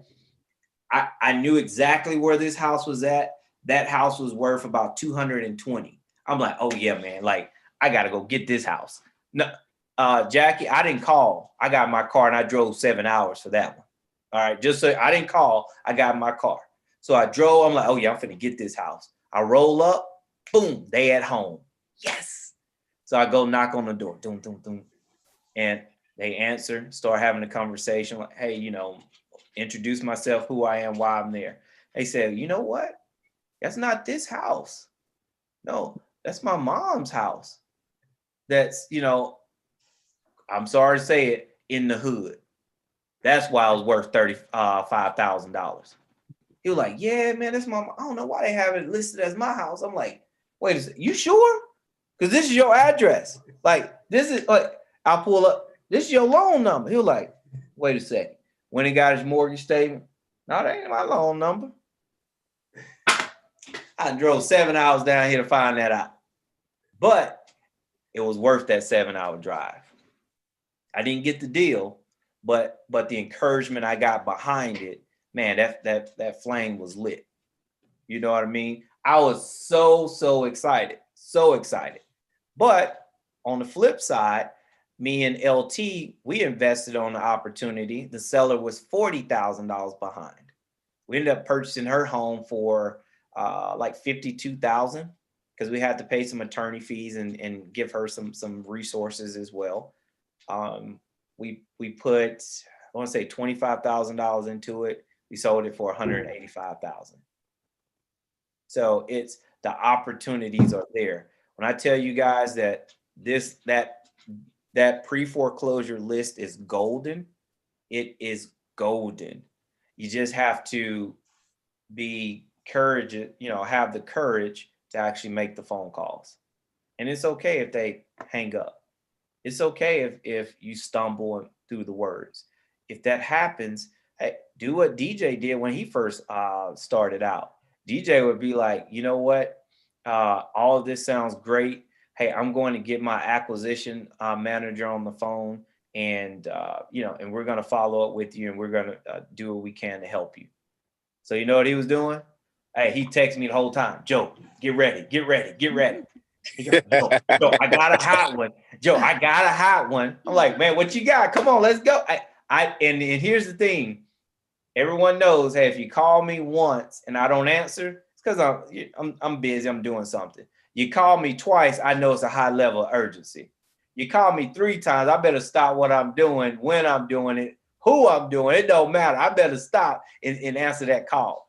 DJ called me 3 or 4 times in a row. He'd be like, hey, man, look, I got one. And I'm like, all right, what you got? Hey, he like, look, this is the situation, boom. And I don't even know all the details, but because I'm so experienced, I hop right in and we start to continue with that actual conversation. So that's why, like, being in these types of groups, man, they're valuable. They're valuable. Hey, Joe. Yes, hey, Joe. If I can, this DJ again, just for everybody who's listening again. But I tell you, he's saying that exact to the point. I mean, Joe is not making this up, and Joe can be modest, but I'm telling you, he is there, and LT as well, and they will pick up the phone call and they will help assist you, you know, through your deals or your potential deals, and that's the beauty of all this. But I have a question, Joe, that if you would answer, because these are one of the questions that I would always ask in the beginning. Can you tell everybody why pre-foreclosures, I mean, like with the pandemic and everything, why it's so promising, or, you know, it's so hot in a sense? Okay, great. I mean, that's an excellent question. And, you know, this is just my humble opinion. Okay. So this is not a fact, just my humble opinion. Right now, what's taking place, I'm going to speak about both sides. The seller, which is the owner, the lender, which is the bank. Right now, it's an abundance amount of people that have abandoned their homes. The reason why is because they fall so far behind to where they feel like they can't financially catch up. That's a natural feeling. And so how they're feeling internally is, hey, I would just rather move on, start over. Let me go find somewhere to rent, and it will abandon the property. Okay. The lender, The lender is reaching out because they're like, hey, you're having this hardship. Let us help you. Let us help you. Let us help you. Let us help you. That's what the lender is saying. The lender is incentivized to work with those individuals to help restructure and modify their loans. So at the end of the day, they can retain ownership of the property and they don't have a foreclosure on their record. Okay. How do I know? I just closed on a property. The guy was $34,000 behind on his mortgage. $34,000 behind. What did I do? I stepped in, got that documentation filled out, signed, started negotiating with the bank. The bank said, okay, this is everything we need. That distress package I have had it already ready. Boom, boom, boom, boom, boom. They reviewed certain things I had to get from him because they were like employment things. Close the deal. Close the deal. Let me see if I actually have that property here. I'm going to show you guys here. And like these houses that I'm closing. Now, you're going to learn this too. I'm a different type of investor than LT. All right. Hey, LT don't, he don't mind going back to the hood. He don't mind. My thing is, hey, look, I ain't trying to go get no bullet hole going to collect rent. You know what I mean? Hey, that's why everybody electronic now. But he don't mind. But this is like as encouragement for you guys. I want you to see these properties look like. Let's see here. Go up here. I think I got it here on Facebook. Let's see here. All right, let me see. Oh, there we go. Here's one. Look at that right there. Boom. All right. All right. Here's the one I just closed. Does that house look bad to you guys? Nope. Looks good. I think everybody on this call would move into that house and would move into that house. Right? So we would all move into it. Yeah. Yeah. It's just that type of property. Oh, all right, let me get up out of that, man. Y'all don't want to see all that. Oh, there it is right there. Right there. Looks rough, but guess what? Hey, all it is a little paint. You just go put some makeup on that woman, man. Boom, she gonna look good tomorrow. She gonna look good tomorrow. So that's it. So the pre-foreclosures, that's why I like it. A lot of sellers, they don't want anything to do with it. You're able to step in, assist them by not getting a pre-foreclosure on their record, okay? You're able to step in and do that, help them reestablish their credit and continue to move on with their life, right? So I'm going to drop this golden nugget here. Me and Priscilla was a part of a transaction a couple months back, and the sellers were going through pre-foreclosure. And at the time, I only knew one method to stop that foreclosure and to negotiate that deal. Unfortunately, that method for that transaction wasn't the right method.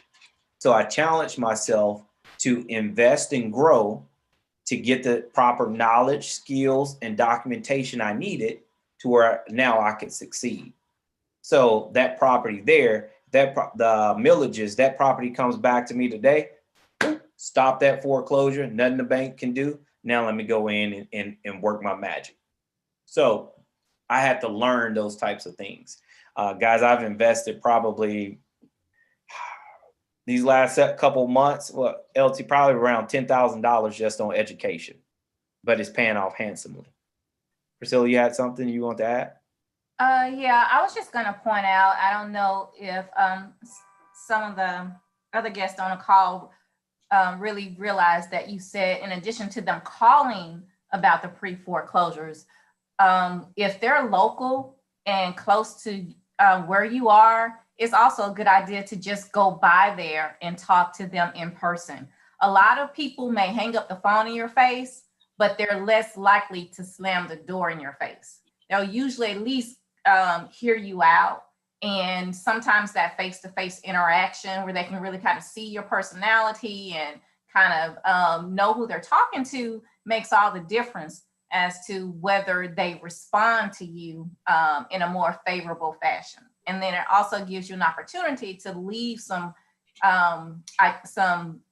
paperwork with them, a flyer, a business card, something to where if they don't talk to you in detail right then and there, you can leave something with them that tells them a little bit about you, what you can offer them, and then they may look through it later, think about it, and call you back. No, absolutely. Absolutely. Great point out. Great point out. See here, I have a question here. Okay, Jackie, I'll get that information. Jackie, I believe you have, I'll get that information for you, Jackie. Let's see here. Let's go with what are the four, now she asked this a long time ago, Dantisha, what are the 4 direct points in real estate creative finances to close the deals, subject to and wholesaling? I don't even understand that question. That question is like smarter than what I am right now. It's a loaded question. She's still on the call. If you want to or unmute, go ahead and ask the question in your own words. Basically, I just wanted to know, like, what were some points as far as creative financing to do to basically seal the deal on these closings. I know you talked a lot about, like, basically what are some of the key words you might use when strategizing these creative financing deals to basically not scare away the client and to basically draw them into exactly what you're asking for, as far as asking for their property, basically. So Joe, let me try and dig a little bit deeper there. So quick question, what experience level are you? Are you a newbie or you done any business? I am super new.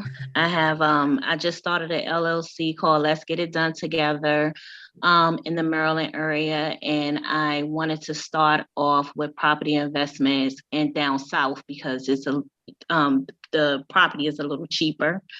So basically that's what it is. Okay, great deal, great deal. So I'm in Virginia, so I'm not too far from you right now. Okay. So I'm up here in Lorton, Virginia.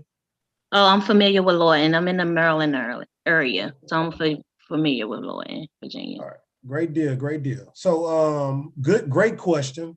And how much other experience in real estate? You bought a house before? You bought your own house you're living in? Or? Yes, how I started this business is basically, I had a lot of family and friends that purchased other properties, but it was really no one telling me how to purchase my first initial property, like saying, okay, Dantisha, this is what you do. These are the people you talk to. You know, this is what your credit score need to be. You know, I had no one I self-taught myself with buying my first property November 2020. So from there, I got the idea of creating this LLC, basically to give back to other potential home buyers, like first-time potential home buyers, to have the opportunity to purchase their first home. So that's when I started the LLC last month. Let's Get It Done Together. So this is all new to me. Well, awesome. You're in the right site. You're in the right place at the right time. Everyone on this call pretty much that I'm going to teach anything or give any kind of lecture or meeting is about helping other people. That's the one thing that I ask anybody before they do any presentation is, hey, give out everything you got inside of you to help the next person out, right? So you're in the right place. Awesome deal that congratulations on closing on your home. Congratulations on doing your self, your studies, your work, and figuring it out. So bottom line is when you go to someone, just like you just gave me all that information, when you go to someone and they in distress, they're going to give you information if they like you, if they feel comfortable with you. When you say the right words to use is be compassionate, just be real, be honest. Once you start having a conversation with them and you ask the right questions, that's part you have to learn through either paid knowledge or a lot of experience, right? Okay. Joe just said he spent over 10 grand over information. I spent way more than 10 grand. I heard that. So that was this year. That was just this year. So we just spent a lot of money to learn what it takes to talk and ask the right question. You pay for script after script. And that's why we started this group, this mastermind group, because why do you need to go and research 500 different people, all these different people, Lee, Fan, Cody, all these different superstars are going to charge you $30,000 to teach you how to do this business. Mm-hmm. So what Joe said before we even started talking is we're trying to find a reasonable amount to charge to give you the same information that we already did plenty of studying for. And without trying to gouge nobody. We're not. We're just trying to help you get started and start a legacy for others, right? Correct. So it's a questionnaire, it's scripts that you can use to talk to people. But even being a newbie, you can just go ask questions and listen and take notes. And then you get on the call and ask questions to other people like us. Okay. One of the things, Joe, I'm gonna let the cat out the hat right quick. One thing that me and Joe is trying to streamline is to be available at least once a week for people that want to pay a subscription. Like they want to pay each month a subscription. How much will it be? How much will the subscription be monthly? Yeah, we're working on that number. We're working on a fair number that's worth our time and worth your time, and that we're available for 1 hour a week for anybody to get on and ask as many questions as possible. So it works this way, and this is the ideal. Mm-hmm. You may have a question that somebody didn't think of, and everybody on the call, now they just got that one question answered. Mm-hmm. Or we maybe throw some fillers out there and give out a little extra. We'll be available, but it's just a way for all of us to do group learning at one time. But it's going to be a subscription. You're going to have to be paid up a little bit so that we can make sure you locked in for a few months. But we'll be available for you to ask those questions on that time, and it'll be designated for people that have questions and deals that's going on. So that's Joe. You can piggyback off that, but I just wanted I understood the question. When she stated it, and I seen there was an opportunity to talk about a newbie and the way that we can capitalize on that moment. But you can go ahead and take it on. Absolutely. You know, my number one concern is whenever, you know, we commit to whatever it is we commit to, is that you guys have the proper level of support, okay, to ensure that you're successful. On your end, you have to ensure that you're taking the proper level of action. All right. If you're taking action, you're coming back with questions. Stuff that doesn't make sense, stuff that does make sense, okay? Mm-hmm. So our goal is to ultimately, you bring what you have, all right, now we help walk you through the process, right? Like I said, that's just a one-time ordeal. And when I say one-time ordeal, on that one transaction, then you're gonna get another transaction. You're gonna get another transaction. And what you're going to learn is, especially if you're focusing on pre-foreclosures in particular and creative financing, this stuff, it's very detailed, and it's no one size fit all. It's never one size fit all, because there's going to be so many different angles that we have to go through to get to the solution that works for you as an investor, the seller, most importantly, and the bank on the end. Right, because everybody has a different case, so I understand that. Exactly. So our job is going to say, okay, hey, look, this is the information we need. Can you fill in those gaps? Okay, hey, speak to the seller about this, this, and this, and this, you know. Okay. And then, hey, before you get to the offer, you know, hey, then speak to us about it. Now, hey, this is what we would offer. You're in control of your own business, but this is what we would offer. This is how we would offer. And now see what happens. Okay. So that's it. But the creative financing piece, man, it's very detailed. You have to have an understanding of, it's a lot. You have to have an understanding of banking, which you do already. You've purchased your own property. So you have to understand the purchasing the property, selling the property. Now you have to understand loss mitigations, how to negotiate with them, the paperwork process. This is just for pre-foreclosures, right? So you have to understand all of those types of things. And if it's going to be something that you could potentially flip or wholesale, you're going to have to understand renovation costs, you know, from a material standpoint to a labor standpoint.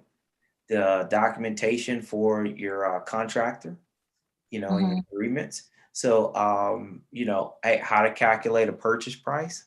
Of course. You know, all those things. And on pre-foreclosures, man, you guys would think I'm silly with the prices I'm getting whenever I negotiate short sales.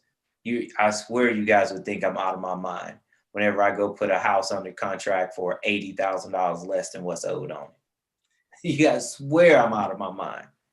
See? So you're doing that just to see if the prospective seller would just bite for what you're proposing, or are you really just looking at the market value of the property? See, this is why being a part of the network is so sexy. I'm gonna answer that today. All right. So the reason why I will go and put a contract on a property at such a steep discount, my number one goal is to stop that foreclosure process. That's my number one. So it's certain things in there that the bank is going to request that the seller does in order for them to stop that foreclosure process. So I do that. Next, I know what their mortgage amount is. I know the condition of the property. I know what the property is worth just based upon my experience. So what I do is, boom, I know what it's worth. Hey, let me go in and slice some more skin off of that. Okay. And only thing the bank can do is say no, and then they can counter, or they can say yes. Either way, you're going to get them to respond. Either way. Okay. And so I know, oh my gosh, like it is like so exciting whenever I do it. So exciting. Whenever I close that deal with the guys out in cutting the yard the other day. So I closed that deal, and whenever I got the call, I was like, yes, hell yeah. Sorry guys, but hell yeah, another home run. Why did I feel there's another home run? Because I just bought a house with zero money out of my pocket. Easy. Zero money out of my pocket. So that answers her next question. I did write another question. When starting a property investment business, what is the way to solidify funding to create a deposit for a real estate purchase during a creative financing deal? No money. Hey, that's the part I have a big part of I need some more understanding with, far as how do you do that with no money? Because most, like if you go through like say, I don't know, just putting it out there, like Navy Federal Credit Union, and they give you like a real estate loan. Should I not do something like that? A property investment loan, or should I just try to strategically see how I can do the deal with no money down? And if so, how can I do that? So with you being a newbie, again, like double Dutch. You want to go? You want to go? I want to go. I want to go. You want to go? Go ahead, brother. It's so many ways. There's so many ways of doing it, right? You gotta. I would say this, and I'm not gonna say much on this one. Besides, you gotta have a goal in mind, your end state goal, right? You gotta have a goal. You gotta have a goal. You have to have a goal, and depending on what your goal is, determines how you do deals. So why is that important? I want 5 rentals in the next 5 months. I want a renter a month. So if I want a renter a month and I have the ways to get it through a bank, then I may just do that. I may just go ahead and I want to make a cash flow deal and I want to get it now. And I'm not worried about whether I have to pay someone back. I'm not worried about debt. I'm not worried about, the process. I know I have the funds and I have the credit and I can obtain these houses for this amount. I'll do it. Then again, you may say, I want to do it with zero down. However, in 5 months, I want 5 houses in 5 months and you want to get zero down, the chances of you doing that is a little slimmer because now you got to negotiate. You got to work with people. You got to do a lot more conversation. You got to be spun up. You got to do paperwork, right? Mm-hmm. So it's easy to say I got money and I can put it down and I'm gonna close in 30 days. Money, I'm gonna close in 30 to 45 days.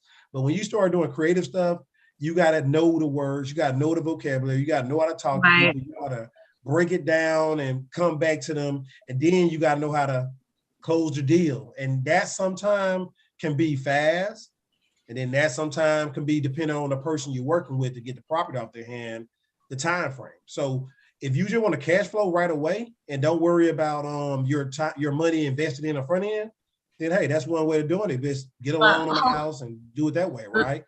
Let me ask you, but it's not really okay. Yeah, you can do it that way, but the only thing is you will need your own personal money, because even though you're asking the bank for this, they still want you to be able to afford the down payment, correct or no? Yeah, you're gonna need some money. So when you need money, that don't mean it gotta be your money. It could be OPM's, other people's money. It could be a lot of different ways. That's why I say it's creatively if you want to do it that way. But yes, if you have funds available to do it on your personal loan as a conventional loan at 3% down, 5% down, and if you do a commercial loan, it's 20% down. Mm-hmm. Yeah, so you will need some funds available, and it don't have to be yours. It could be your cousin, your uncle, your aunties, anybody that want to go in with you that you have to work with. But yeah, that's different. But Joe, I'm gonna let you have your spin. I know you're ready for that one. Go ahead. Hey, look, you summed it up, brother. This is the beauty of having a two-headed monster, right? Because and when you're dealing with real estate, so many different options. So this is why I was kicked out of the real estate group. All right, because they knew I was getting ready to drop these nuggets. I was getting ready to drop these real nuggets. So my number one goal is whenever I'm going to a transaction is how can I get this done with $0 out of my pocket? Because I got a hustler mentality. How can I get this deal done without $1 out of my pocket? All right. That's how I challenge myself. Okay. The 8 units I'm picking up, the 47 units I'm picking up. How can I do it without $1 out of my pocket? So it can be done. But unfortunately, it's 1017. I can't share with you guys exactly all the different steps of how it can be done. But trust me, it can be. It can be. I'll share you this. Let me see here if I can do this part here really quick. So that this way you will have some type of, you guys will be like, man, you crazy. But I'm going to show you. Where is that at? Man, I got so much stuff on my desktop, I can't keep up with everything anymore. Hey, while you look for that, the other question is, I think we answered that question right there for Patrick.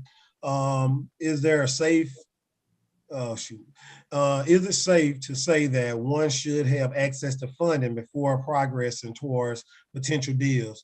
If so, approximately how much? I mean, look, the only thing you really need money for funding is for a deposit. So again, your goal, what are you trying to do? Are you trying to wholesale that property? Or are you trying to keep that property? Or are you trying to just acquire the property for a short period of time? It's so many different things. You have to know your end state. You don't know the end state up the front, we can't really tell you, but yes, you should have availability money to at least put a deposit on the house and put a contract on it, right? In order for a contract to be legal, you have to have some kind of exchange of funds, whether it be $1, whether it be $10, whether it be $500, right? That contract. Yeah, earnest money. Earnest money, yes, sir. So you got it. So that's the only way a legal contract is really legal, right? And that money go to escrow or go to the title company. It don't go to the seller. It don't go to anybody. So as long as you have that available, that's a good way to start. And now, like I said, that depends. How do you go about finding your buyers? It's this group right here. We got a lot of people on this call right now that want to buy homes. I want to buy homes. Joe want to buy homes. Jackie says she want to buy homes. I know Mr. Jones want to buy homes. So you just found buyers. You can go about finding buyers so many ways. The best way, I mean, it's strategy we have to teach you in the long run, but I'm gonna give this nugget out really quick. You can search Craigslist for, let me see, no, that's for sellers. You can go to Facebook groups. Facebook groups got by. Yeah, we'll do that nugget. We'll just stay with that nugget. Facebook groups. So all the real estate groups out there, you can go in there and say, hey, y'all, I got a deal. Inbox me. I got a deal for sale. Inbox me. You may get kicked out like Joe. Yeah, be careful. Yeah, you might get kicked out. You might get kicked out. Be careful. 2 of them, Joe. You got kicked out of 2 of them? 2 of them, real quick. Hey, guys, I got a quick question. Go ahead. what would be good, right? What group should I join to find buyers who are willing to, or how should I find buyers willing to buy on a Caribbean spot like St. Thomas, since it's like international? Nate, man, hang up the phone. Get off Zoom, Nate. Hey, get off Zoom. I'm having kind of trouble with it. Hey, you can go on please don't answer that for Nate. Don't answer that for Nate. Hey, and the reason why I'm saying don't answer that for Nate, because man, that's like a stab in my back right there.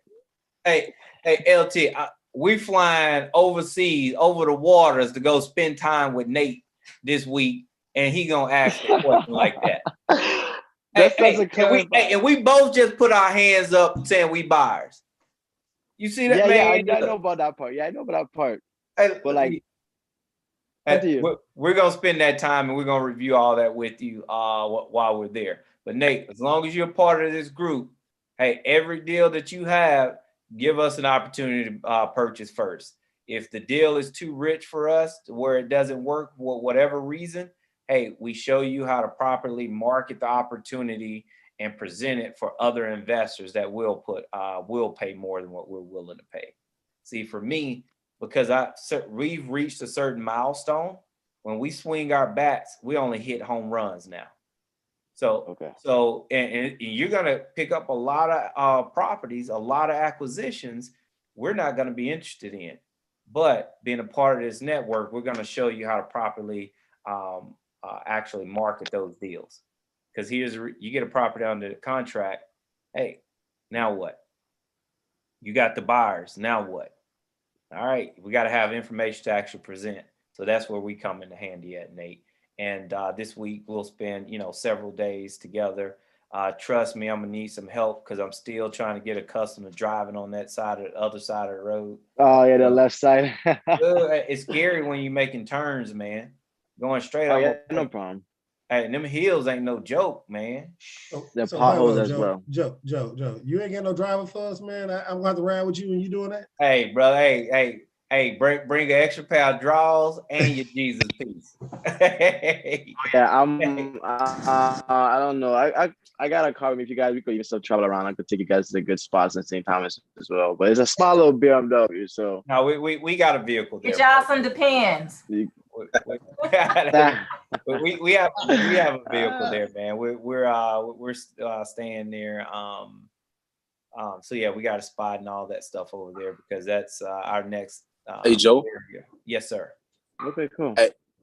Hey, right quick, if I may, and just like from earlier, for Jackie. Hey Nate, you have no idea what's coming your way, man. LT and Joe together, man. Let me give you this, and I think I've said it before on a Monday call, man. I was doing it on my own or trying to do it on my own, man, for 2 years. 2 years. When I got with Joe and LT, man, I saw so much more progress. I mean, with me not have to go through all the failures or the downfalls that I already experienced already. Like they already had the keys to it, man. And whatever that number is, man, I'm gonna just say this: it's gonna be well worth the investment because I've seen the change in myself. So, hey, you in for a good time, Nate, man. I wish I could go. Well, I appreciate you guys' help. Absolutely. Hey, Dave, did you get that property there in Denham Springs? David. Oh, did we lose him? Yeah, I guess. Okay, I lost. Okay, go ahead. Did you get that property there in Denham Springs? Say it again. I said, did you get that house there in Denham Springs? Not quite yet. No, I'm talking about the one I just showed about 30 minutes ago. Oh, come on, man. You know I already wrote that down. Hey, I figured you did. Tell him a secret, Joe. You tell him a secret. I figured you did, man. Hey, but that was hot off the press, man. You got to go get her, baby. She ready. Hey, man, I already got the address, man. I'm skip tracing it already. Let's go. That's it. Hey, guys, I don't want to hold you guys too much longer, man. I still have to pack. I have 7 o'clock flight tomorrow. So tomorrow is a travel day for myself. And a lot more leg work. So Nate, I really hope you're up to the challenge. But God, I'm fired up about you guys, just, joining and being here. It's motivation and encouragement for myself, for LT, because you guys are the reason why we're here. We're doing things individually, we're having fun, but doing things with you guys it's even better. Like I kid you not, it's even better. It really, really is. You know, you can set these personal goals for yourself. Just make sure that you have the proper assistance to help you get to where you want to go, and make sure that you're taking the proper action needed to get to where you want to go. And we're here to help you guys as much as we can. So LT, I'm done, brother. The world is yours. I'm gonna let you close. Well, not going to let you close it out, but I'm going to fall back, brother, and listen to your departing words. Oh, no, guys, look, for us to have, thank you so much for that, Joe. For us to have 30 people on this call 2.5 hours later, guys, this is freaking awesome. You know, this is freaking It was awesome. worth it, man. This is awesome. So we're trying to bring as much information towards you. I know that I got text message saying it's like a water hose, all the information that was given by the attorney, Mr. Thomas. As you can see, I told y'all before, I have relationships with my people that I can call them after hours. I can call my banker after hours. I can call my accountant after hours. When I had a property manager, I can talk to her anytime she wanted. If you don't have that type of relationships with your people, then I don't know what you have, right? You got to have folks on your team, and you got to build teams that you love, your people, and they love you. And it's an awesome deal. So thank you for your time. I'm not going to hold you longer. This is what it's about. Next Monday, same time, same place. We're here for you. We want to get you started. We're fighting with a fair price for you and a fair price for us. We can easily throw a number out there. And we've been working on this for a while. So like Joe told me, we're coming together and flying several miles to meet in a whole different area so we can have one-on-one time to get this right, so that when we come back and start that new entity, it's going to be for your sake, for our sake, and it's going to be for the betterment of everybody, period. I don't like to do deals if it's not a win-win-win. Gotta be. Can't be a win for me. Can't just be a win for you.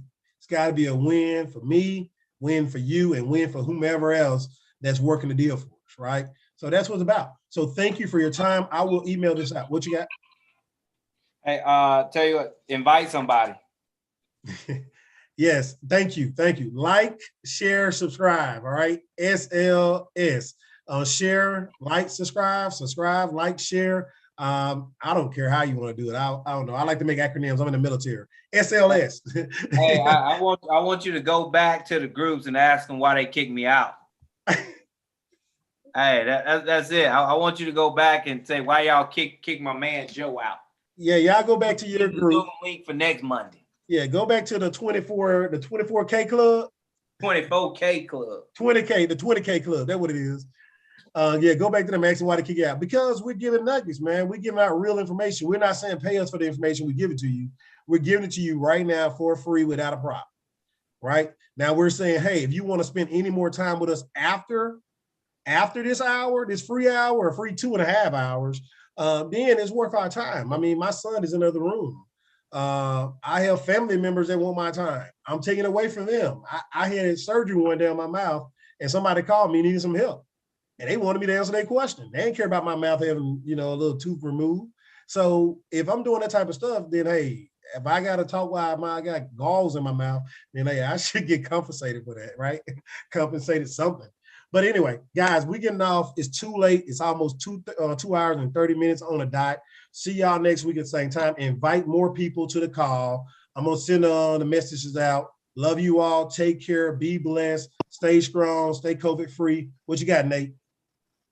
Hey, enjoy, guys. Thank y'all. Y'all take care. All right, same as well. Thank you, guys. Good night, everybody. Thank you for your time. Awesome presentation. Cool. Cool beans.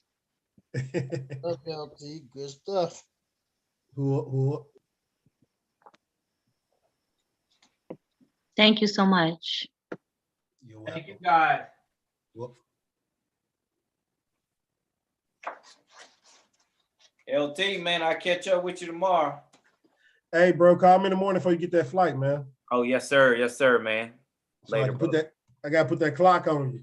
yes, sir. Later, man. Oh, he didn't land yet. Yeah.